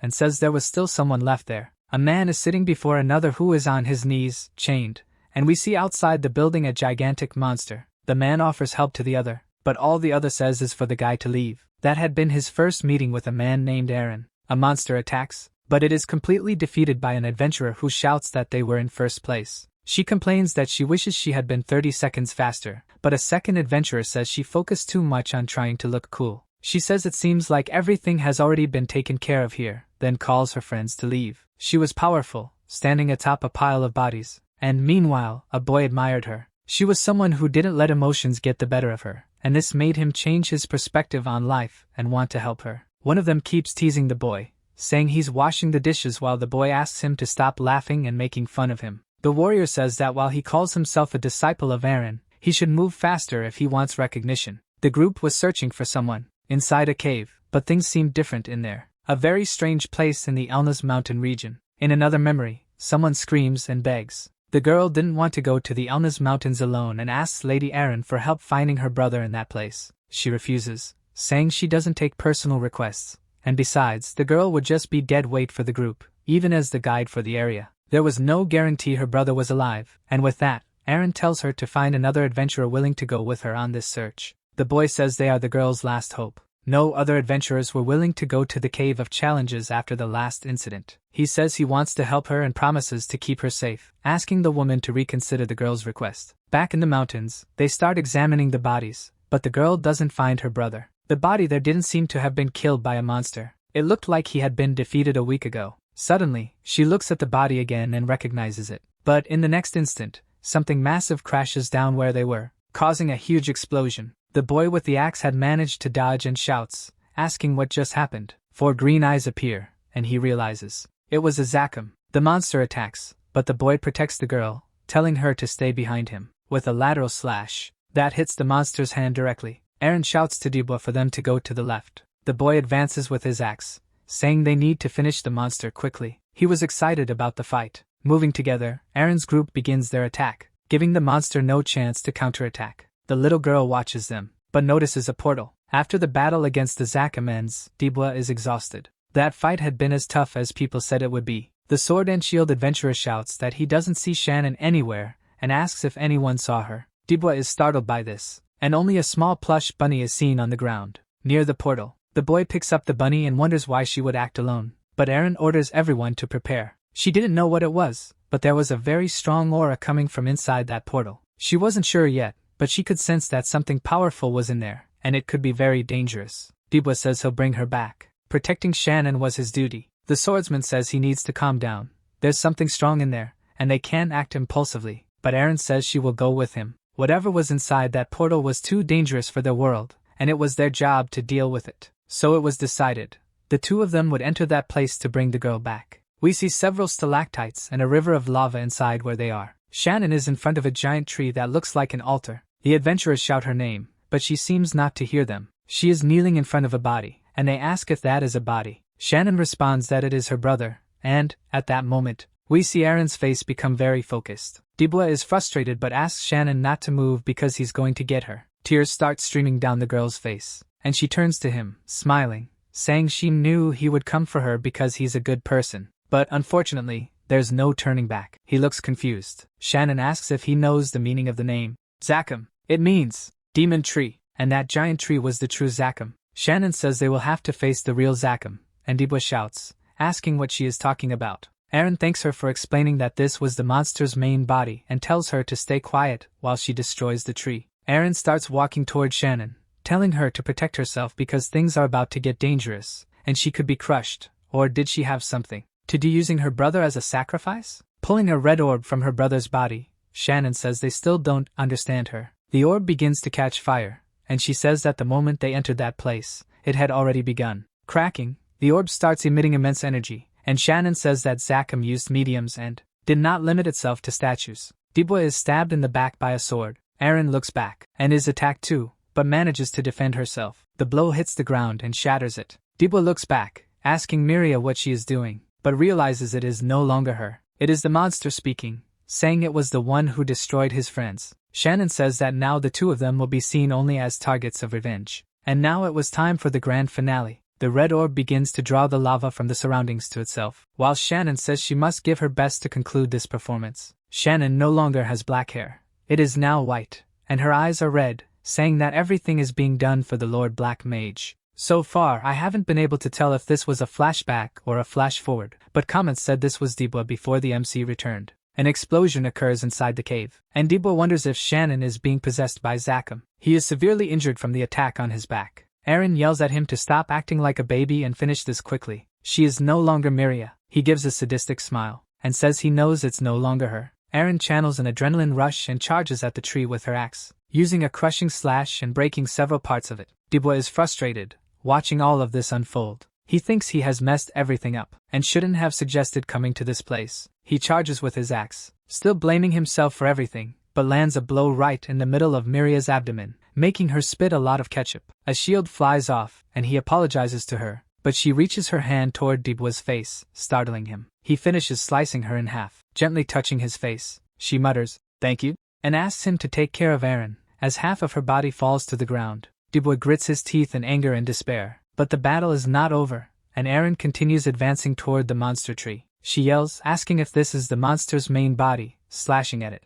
and causing massive damage. A stone hand appears, covered with something resembling red veins, and looms over Eren, trying to strike her. The monster punches the wall, and she manages to dodge. Dibwa shouts for them to destroy that thing together. Combining their attacks with all their anger and strength, they unleash an absurd number of rapid strikes, slicing the monster from all sides. The monster lands a punch on Dibwa, who manages to hold it with his hands, but it is still immensely strong. Shannon screams, offering her life to the mighty one, and charges with a knife in her hands. But in the next moment, she is impaled by Eren's axe. The girl's body falls to the ground, and Eren says all that's left now is to destroy the cursed statue. Dibwa starts to say that fighting the statue won't be easy when something begins to cause excruciating pain in his head, forcing him to drop his axe and scream. She asks him if this is possession, and Dibwa yells for her to finish him quickly before he does something he regrets. With anger, she picks up her axe and asks for forgiveness from Dibwa, while he just smiles, thinking this is the best ending, his punishment for his foolish thoughts. He asks for forgiveness from everyone who lost their lives because of him.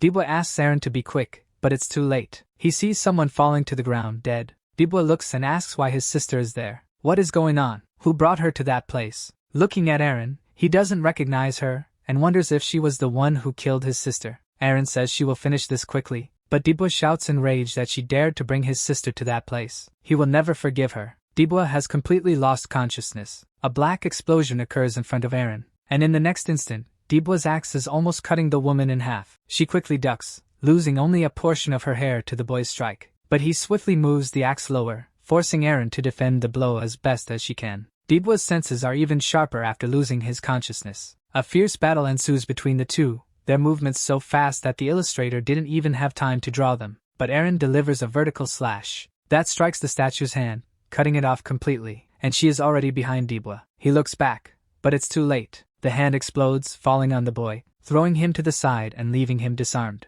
Eren charges toward him at full speed, passing through the statue as well. She intends to put an end to this right now. A final blow, with her maximum aura. Unfortunately, things aren't as simple as they seem. Dibwa appears on top of the statue, and also charges toward Eren. She feels frustrated by this. Perhaps she had hoped to save him by destroying the monster, but now this is her only chance to defeat him. Once again apologizing to Dibwa, she delivers her fatal strike, destroying everything in front of her. Dibwa lies on the ground, asking what happened. He is weak but alive. She says it seems he has finally come to his senses, and when he looks at Eren, his axe is lodged in her. She is glad to see he is well, and she thought she wouldn't have the chance to say goodbye. Desperate, Dibwa refuses to accept that Eren is in this state. He says she should have killed him. Why did she do this? Eren replies that she already failed once, 800 years ago. She is no longer the one capable of defeating the Black Mage, but he is. He has a talent she will never have. Dibwa argues that he will never be as strong as her, but with a smile on her face, her last words are that she will leave the world in his hands. She is confident he will do a good job,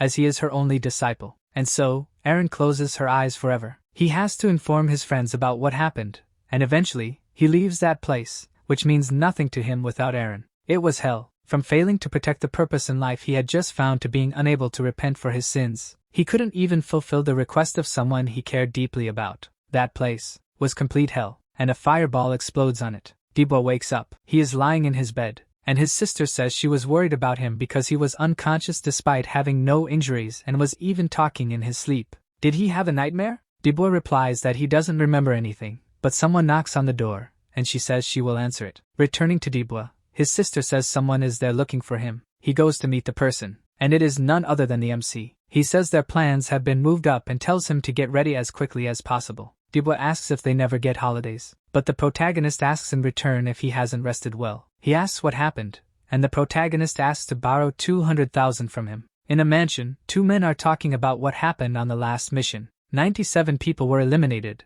but the MC acquired a new circle. The MC confirms this, and the man with the eye patch, leader of the merchants, wonders what the boy is planning. He asks if El Palm knows more details and says he will only reward him if he has good information. After all, he needs money, doesn't he? The MC places his hand on a bag and says he made a small mistake, but he is here to settle his debt first. He takes out a good sum of money and places it on the table. There were at least 2 million mesos in that bag. That cleared the debt completely. The old man is confused. How did the boy get all that money? Was he trying to hide some important information? The old man simply congratulates the boy and says he's now a free adventurer. He asks how much he wants for the sign-up bonus. He would do his best to meet the boy's demands, but the MC asks for 50 million mesos. The man shouts that such an amount is absurd for a rank C adventurer. No one would ever pay him that much. Standing up from the table, the MC says their conversation ends here. The old man is confused, but the boy is resolute. Outside the mansion, Dubois asks how the meeting with the old man went. El Palm says the old man rejected his proposal as soon as he heard about the sign-up bonus,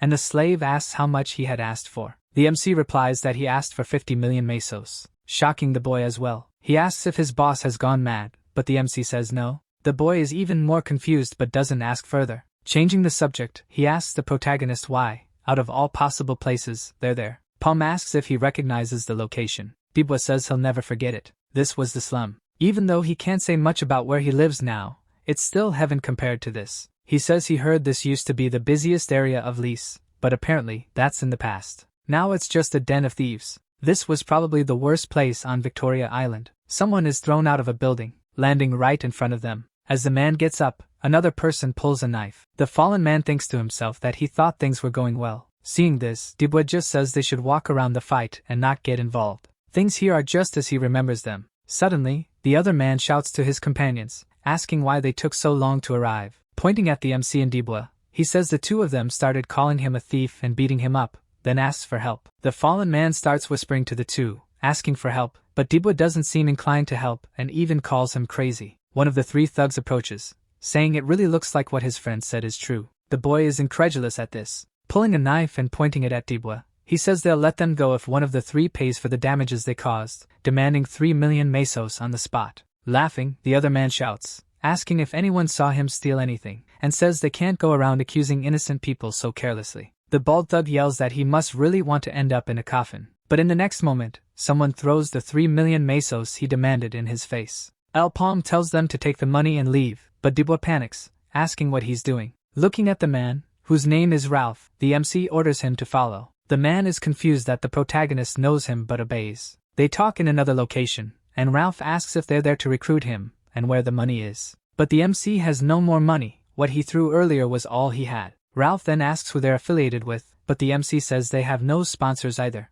The man gets irritated and asks if they're messing with him. He has no reason to join them, but Dubois then demands repayment of the 3 million they gave earlier. Ralph says he never asked them to pay his debts for him. They did that without consulting him, and considering they came all this way to find him, they must be well aware of his skills. He wants 3 million to join them. Dubois is completely enraged and starts cursing Ralph, but they are interrupted by someone asking for permission to speak. A woman appears and introduces herself as Beiju. She says she's from the Kenya Merchant Union and asks if Mr. El Palm is present. He looks at her and says that he is. Ralph is impressed to see someone from that merchant union there. The woman says it's a pleasure to meet him and that the Kenya Merchant Union has been watching him since his return from the last gate invasion, so she'll get straight to the point. They wanted to sponsor his group, but first, they would conduct a test and pay 3 million upfront plus a 50 million sign-up bonus if he passed the test. Dubois was shocked. This was exactly the amount the MC had asked the man with the eye patch for. She leaves and says the invasion will happen in 3 days, wishing the three of them good luck while the axe boy gets excited about this opportunity. Throwing the money he had received from the mysterious woman into Ralph's hands, he says their contract will last 1 year, and he will earn an additional 7 million if the invasion is successful. Dibwa couldn't believe they would spend 10 million on a guy like him, but without giving any answers, he says they still have another place to go that night. They went to meet the blonde girl. Dibwa asks why she was there, and she,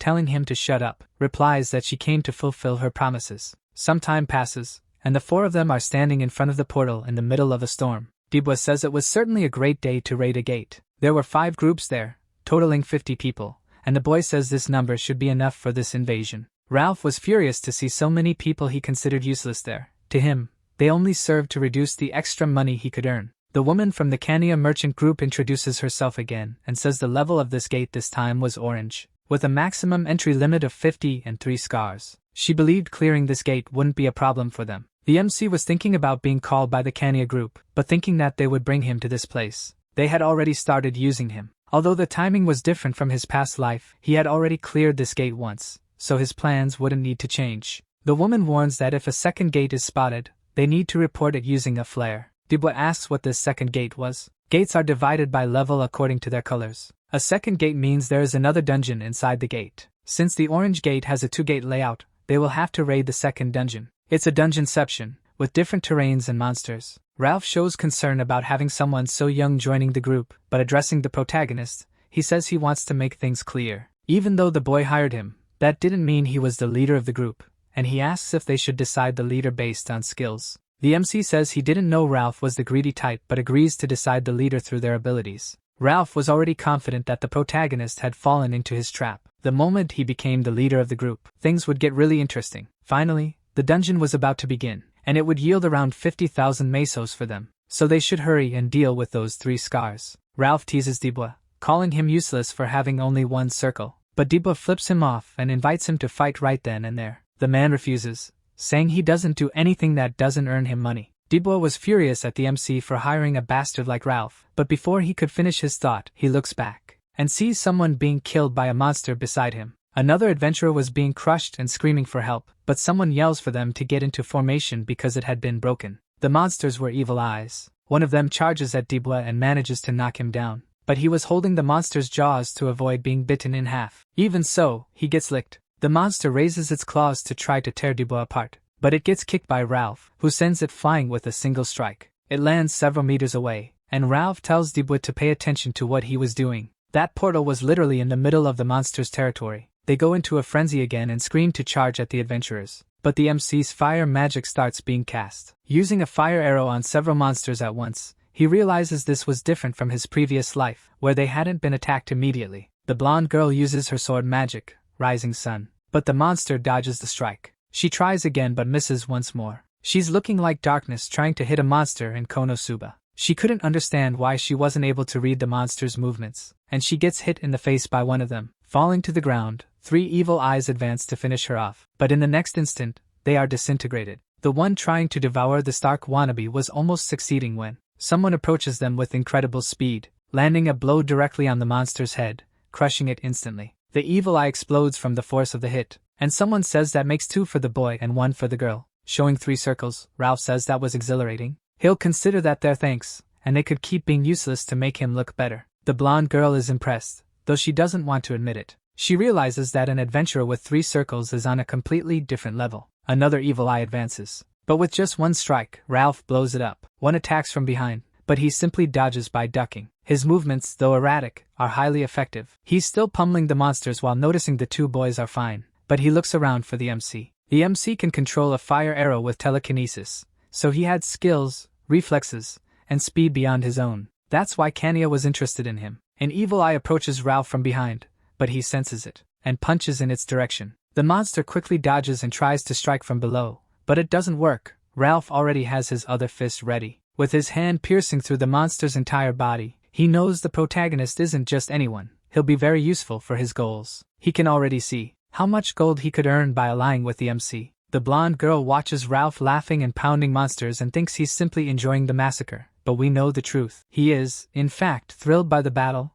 to the point of even making the monsters fear him. But there's something more. Just as he's about to finish off another evil eye, Ralph is hit from the side. It's the protagonist delivering a roundhouse kick. Ralph is thrown a short distance but manages not to get hurt. He asks what that dirty attack was about. Does the MC want to fight? The boy simply replies that he doesn't need his gratitude, and just as Ralph is about to ask what he means, 3 more monsters leap onto him. In the next moment, they're all pierced simultaneously by several blue projectiles, instantly eliminating them. Ralph stands up and asks what the hell just happened, but they're now completely surrounded by numerous monsters advancing toward them. Another blue arrow is placed on a bow, and it immediately splits into 5 as a mysterious figure draws the bowstring. This man is behind the protagonist, who notices his movement. Several monsters charge at him, and the mysterious man's arrows start flying from behind, but they only target the evil eyes, destroying them completely. Something catches the mysterious archer's attention. He sees the protagonist's movement, and in the next moment, a fire arrow is already in his face. An explosion happens at the tree where he was, impressing Ralph. Hiding the attack behind the monster was a crazy idea. Dubois shouts at his boss to pay attention, and when he looks back, a myriad of arrows is behind him. They explode at the spot where the protagonist was, but he only has a scratch on his arm. El Palm is confused, thinking he had hit him, but now the protagonist is behind them. The blonde girl shouts that the place is too dangerous, and they should retreat. Ralph doesn't like hearing this at all, but in the next moment, a rain of arrows falls from the sky, right on top of where they are. A random adventurer shouts for them to run away, but he's hit directly by one of the arrows, along with several others who didn't even have a chance to escape. The blonde girl begins charging her magic, and uses her solar slash to deflect some of the arrows, protecting an adventurer behind her. She shouts at the woman to flee into the forest if she wants to stay alive, but someone yells that they'd have already gone if they could. Numerous monsters are appearing around them, and they can't get through. With an extremely powerful fire strike that passes between the adventurers, El Palm clears the path for them,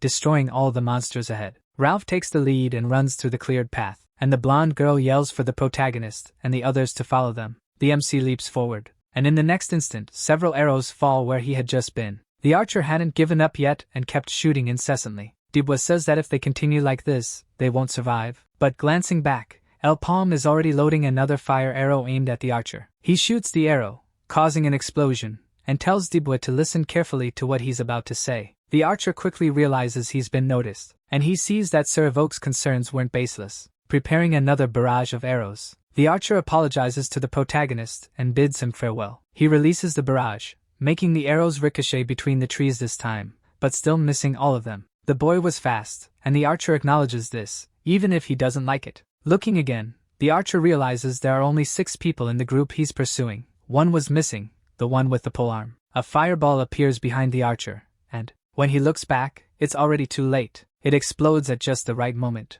El Palm had distracted the archer, making him think it was Dubois who had disappeared instead of himself. This time, he didn't miss his magic. Dubois, wearing the protagonist's robes and holding his staff, stops running and looks back. His boss's plan had worked perfectly, thanks to him. But as Dubois celebrates, an arrow pierces his stomach. This poor guy gets another hole in his belly. El Palm looks at Dubois in shock, and another arrow nearly hits him. Another barrage of arrows targets the adventurers farther ahead, hitting some who are still trying to flee. The blonde girl yells that they need to hurry as she carries Dubois. An arrow hits her leg, causing her to fall immediately to the ground. Another barrage of arrows is on its way, and she looks back, but Ralph manages to grab both of them and escape the shots. He complains that now he has to play dad when he doesn't even have kids. They're way too much trouble. The archer keeps chasing them, thinking they can run all they want but will never escape his reach. He prepares another barrage of arrows, when something catches his attention. They're running towards some bushes, and Ralph asks what the plan is. Dubois says he doesn't know,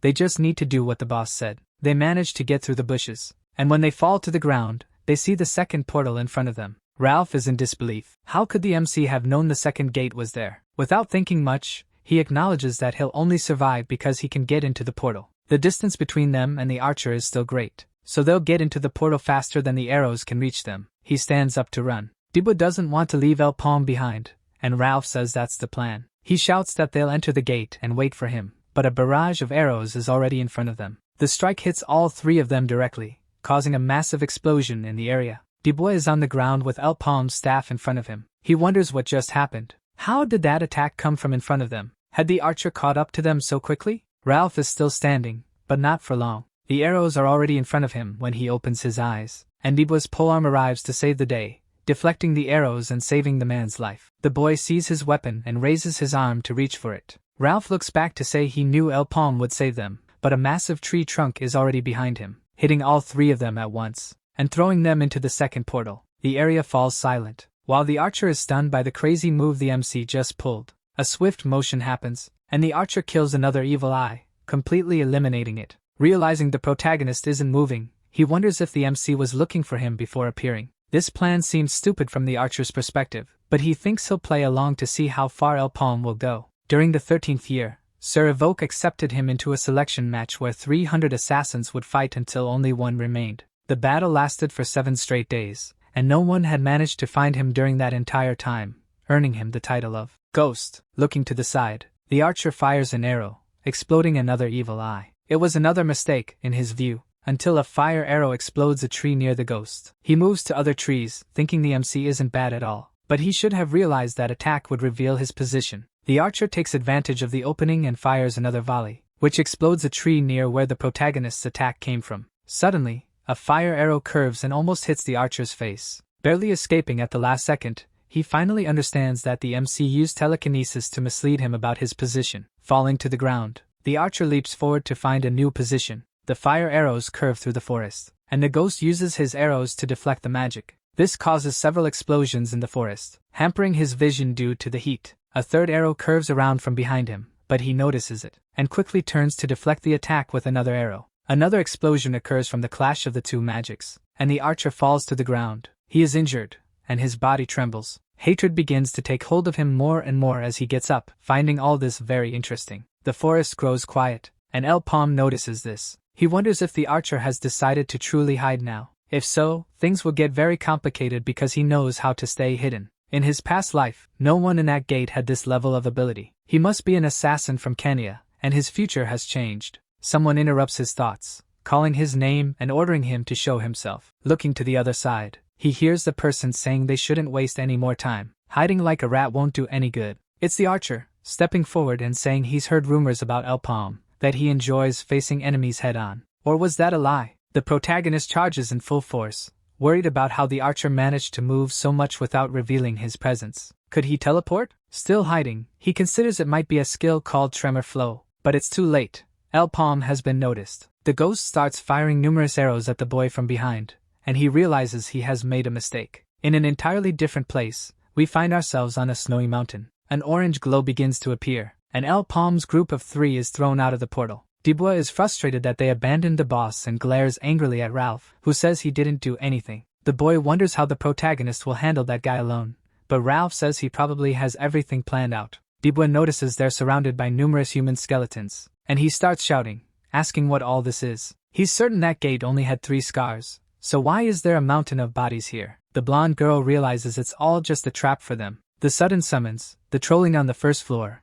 and now the body count that doesn't match the scars. All of this points to Kenya being a follower of the Black Mage. Dubois is incredulous, but she explains they must have lured many adventurers into that gate, and the MC warned them about this. Ralph says that story is lovely and interesting, but they can talk about it later. Someone is in front of them and looks quite angry. A pair of glowing blue eyes appears before the group. The monster is enormous. Desperate, Dubois asks what that thing is. He's speaking in a way that suggests he's trembling with fear, but Ralph says he'll have to pay the rent when it's all over. He grabs his necklace and tells the kids they can consider themselves lucky, because this isn't something he shows to just anyone. A magic circle begins to appear in his hand, or rather, it's a square, but whatever. If you had to describe Ralph in a single word, it would go something like this. Some say, bastard, others also say, bastard. Some might say he'll do anything for money, but that he's still a bastard. But if you had to describe the adventurer Ralph in just one word, he was useful. His skills were incredible, and he probably was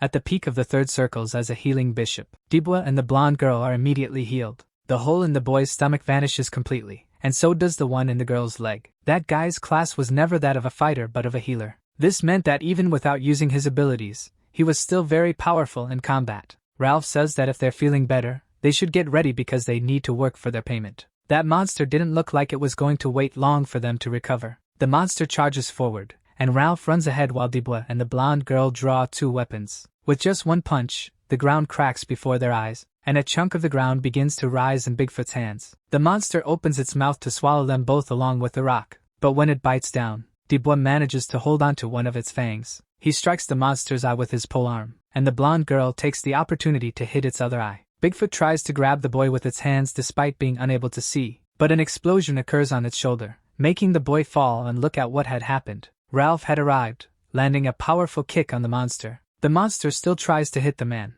but he's faster than Levi, cutting the beast titan and begins running along the monster's arm. The blonde girl gets hit, and the man complains that she needed healing too often. Once again, he uses his healing ability on her, and she recovers instantly. The guy was impressive. Not only was he healing, but he was also contributing to the damage they dealt to the monster, using healing only in critical moments. He says he forgot to tell them something and places his hand inside a pouch. The first one would be free, but the next ones would come at a cost. He pulls a holy book from the pouch and begins casting blessings. That immediately strengthened the kids. The blonde girl feels a sudden surge of power within her. Excited, Ralph says that from now on, he'll charge 100 mesos per magic cast. The two are so angry they start cursing him. The battle against Bigfoot was over. The two were exhausted, but Ralph still seemed fine. He says it's time to calculate their payment. But in the next instant, the monster starts roaring again. The beast's breath was terrible, and Dibla tells it to shut up or he'll shut it up forever. A strange ice begins to appear on the monster's body, and both Dibla and the blonde girl stare at the scene. Dibla is startled and wonders what this could be, but the giant ape starts to rise again, already prepared for another battle. The MC was still fleeing from the archer, as several arrows ricocheted among the trees. Something was odd. He couldn't pinpoint where the archer was shooting from. A three-circle archer could use a skill called Tremor Flow to teleport, but they always return to a fixed location. The archer shouts that it's useless for him to try to run. He's almost falling asleep from how slow the protagonist is. Casting a fireball, the boy aims in any direction, but the archer is already in a completely different location and asks where the MC is aiming. If he keeps wasting magic like this, he'll end up suffering from mana shock. El Palm begins to feel the effects and coughs up blood. His veins are red, swollen, and nearly necrotic. Meanwhile, the archer keeps moving quickly. He thinks the MC is trying to distract him with the skill to escape to the second gate, but he won't allow that. El Palm knows he can't continue this battle. He doesn't even know where his enemy is. If he keeps going like this, he'll end up dying. Another barrage of arrows nearly hits the boy, but he throws himself forward to avoid the attack, pulling out a mana flask. But the archer is already shooting more arrows. The MC doesn't have time to think about what he should do. Since things have reached this point, he'll have to take a gamble. Drinking the liquid, the MC conjures a massive flaming orb that deflects the arrows with its magic. The archer says this is sheer stupidity on the boy's part. He manages to escape the magic's range and begins observing what has happened. Several fire arrows were heading his way, 6 at once. Had he used his most difficult spell during a mana clash? Was he trying to delete himself from existence? The MC was pushing himself to his limit, thinking that if the archer's secret was what he suspected, then he had to force him to reveal it, even at great cost. The fire arrows hit tree trunks but keep moving. He was firing without aiming. A flaming orb is thrown by the protagonist in front of him, causing massive destruction, and forcing the archer to retreat to avoid being caught by the magic. The MC keeps pushing himself, saying it's not over yet, causing more and more explosions in the forest. He had to keep going. He couldn't give up yet. The archer kept fleeing, but he thought the MC was cornered and acting recklessly. In the archer's view, the boy's fate was sealed.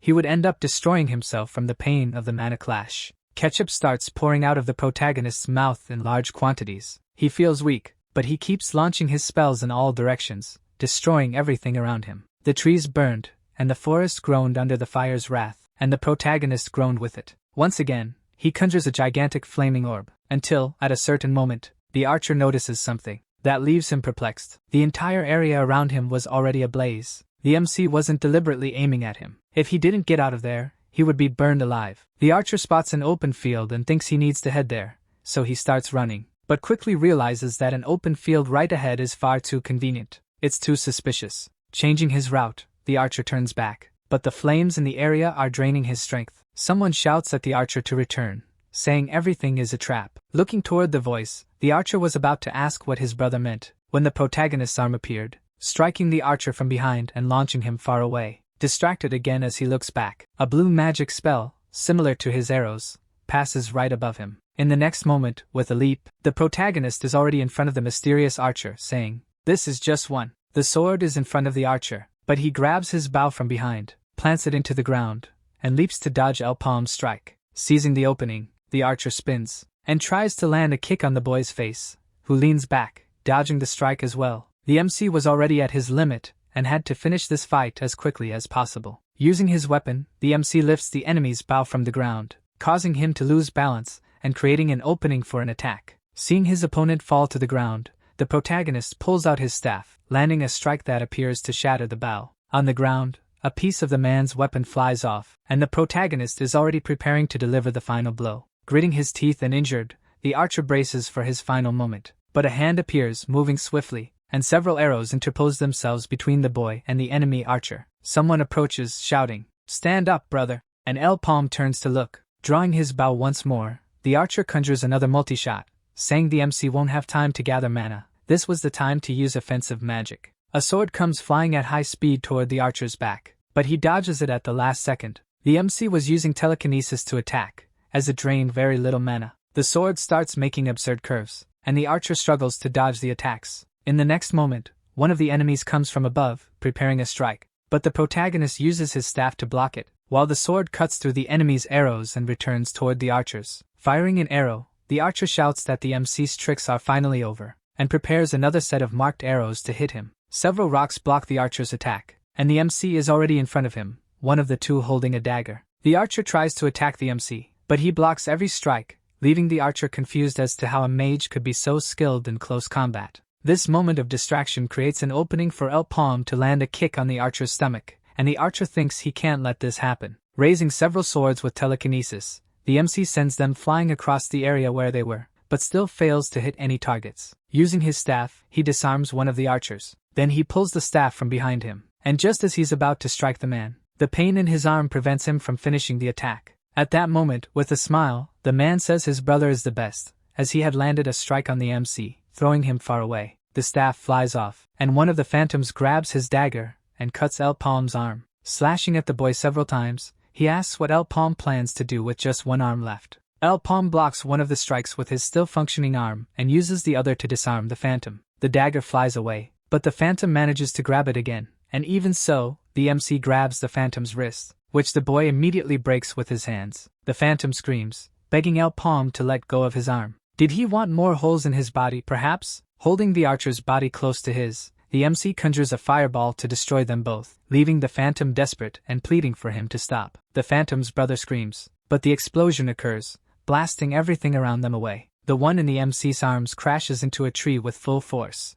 and falls to the ground coughing. He couldn't breathe, and still on his knees, he thinks that if things continue this way, he won't survive. The other brother looks at the flames, impressed, and sees a green dome, like a force field. The archer without a mask starts wondering where his brother is, but something shoots past him at an impressive speed. When he turns to look, the protagonist is already in front of him, preparing for another strike. Holding an arrow in his hand, the MC uses it to hit the archer, who, in desperation, screams, curses the boy, and removes his cloak. The protagonist is on top, while the other man wields a dagger, aiming a strike from below. Blood spurts from someone's body, and the dome dissipates. Did the protagonist lose? The phantom outside enters to look for his brother among the flames, but when he finds them, Nir is kneeling on the ground, losing a lot of blood, while a body lies before him. The phantom tells Nir to control himself, but Nir replies that there's no time for that, they've stayed there too long. It was time to retrieve the phoenix feathers, so they knew about their existence? Looking at the body lying on the ground, he recognizes his brother's arm. When he realizes the one on the ground is his brother,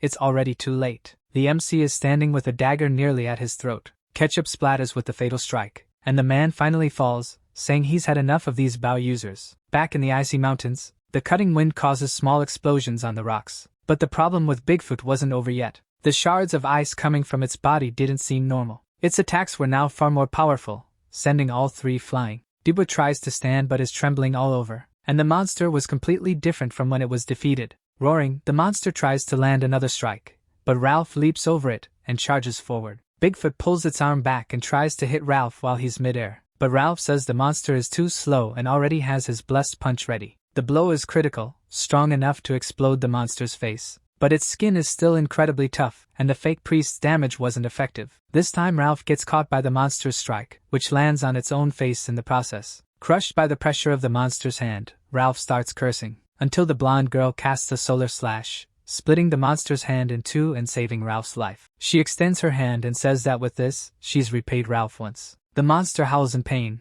and the two move away from it, collapsing to the ground. Injured, the monster runs off, leaping into the air with a massive jump, and falls with all its might onto the cave floor. Casting healing once again, the three advance toward it, and Dibba asks if Ralph already had a plan to deal with that monster. If they kept going like that, they wouldn't survive, and the man mentions its back. That monster was too big. What part of its back was he talking about? Ralph tells him to shut up and distract the monster, so he could get as close as possible to the monster's weak spot. The Yeti's punch is held by the Stark wannabe, and he shouts for the man to hurry up, running toward a sword that was on its back. The monster starts spinning wildly to defend and attack at the same time, throwing them away. Dibwa wouldn't give up. He charges forward, questioning how a monster that supposedly lacked intelligence had figured out their plan. It becomes harder for the three to advance and defeat this legendary creature. It was still very difficult. Dibwa gets hit and is thrown to the ground, which cracks from the impact. But without waiting, the giant ape brings down its fist to end his life. The blonde girl screams at him to heal, but the monster's hand had already smashed into the ground.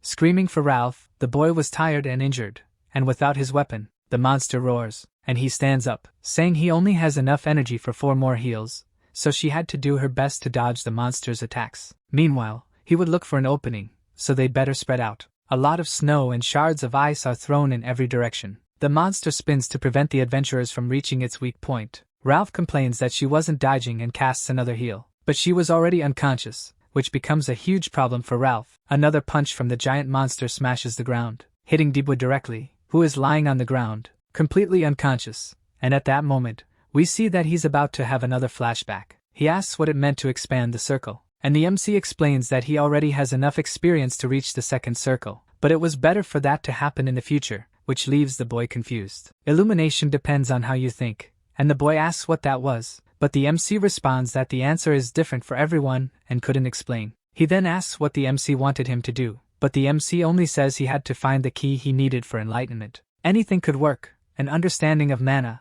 a search for knowledge, or even an unforgivable memory. The MC's heart starts beating. The monster was pressing against Ralph, but when he looks back, Dibwa's eyes were glowing with complete rage. Charging at the monster, it turns to attack again. But with a single strike, he separates the monster's arm from the rest of its body effortlessly. Ralph was shocked by this display of strength. How did he suddenly become so strong? A second circle begins to appear on Dibwa's wrist, as he pulls his weapon from his back to destroy that monster. The slash hits right in the middle of the monster's face. But Dibwa wasn't finished yet. He reaches for the sword that was the monster's weak spot, and strikes a blow that drives the sword deeper into the monster's skin, exploding something there and making the monster immediately collapse to the ground. The ice crystals on its back fall onto the boy, who tries to bear the weight of the monster that fell on top of him. The man thanks the kid for his help and, from behind him, casts a healing spell on Dibwa, who, with an explosive strike, makes the monster roar and fall to the side. He already had the axe in his hands again. The monster attacks again and still hits. Stark wannabe. Casting the last healing spell, Dibwa charges to deliver the final blow to the monster. Ralph was being crushed by the monster's hand and screamed in pain, but he becomes excited again and asks if that was really the time to feel guilty for everything he had done. He conjures a green aura from his wrist and uses healing once more on Clark, as she still tried to help Supergirl find the sword and use it to defeat the monster. Bigfoot lets out its final roar, while Stark wannabe uses all his strength to finish that monster once and for all. The strike shatters all the ice surrounding the sword, and that immediately brings the ape crashing down, finally defeated, with the sword hitting and breaking the monster's mana core. Our video ends here. If you enjoyed it, please like and subscribe to the channel. Until next time, bye bye.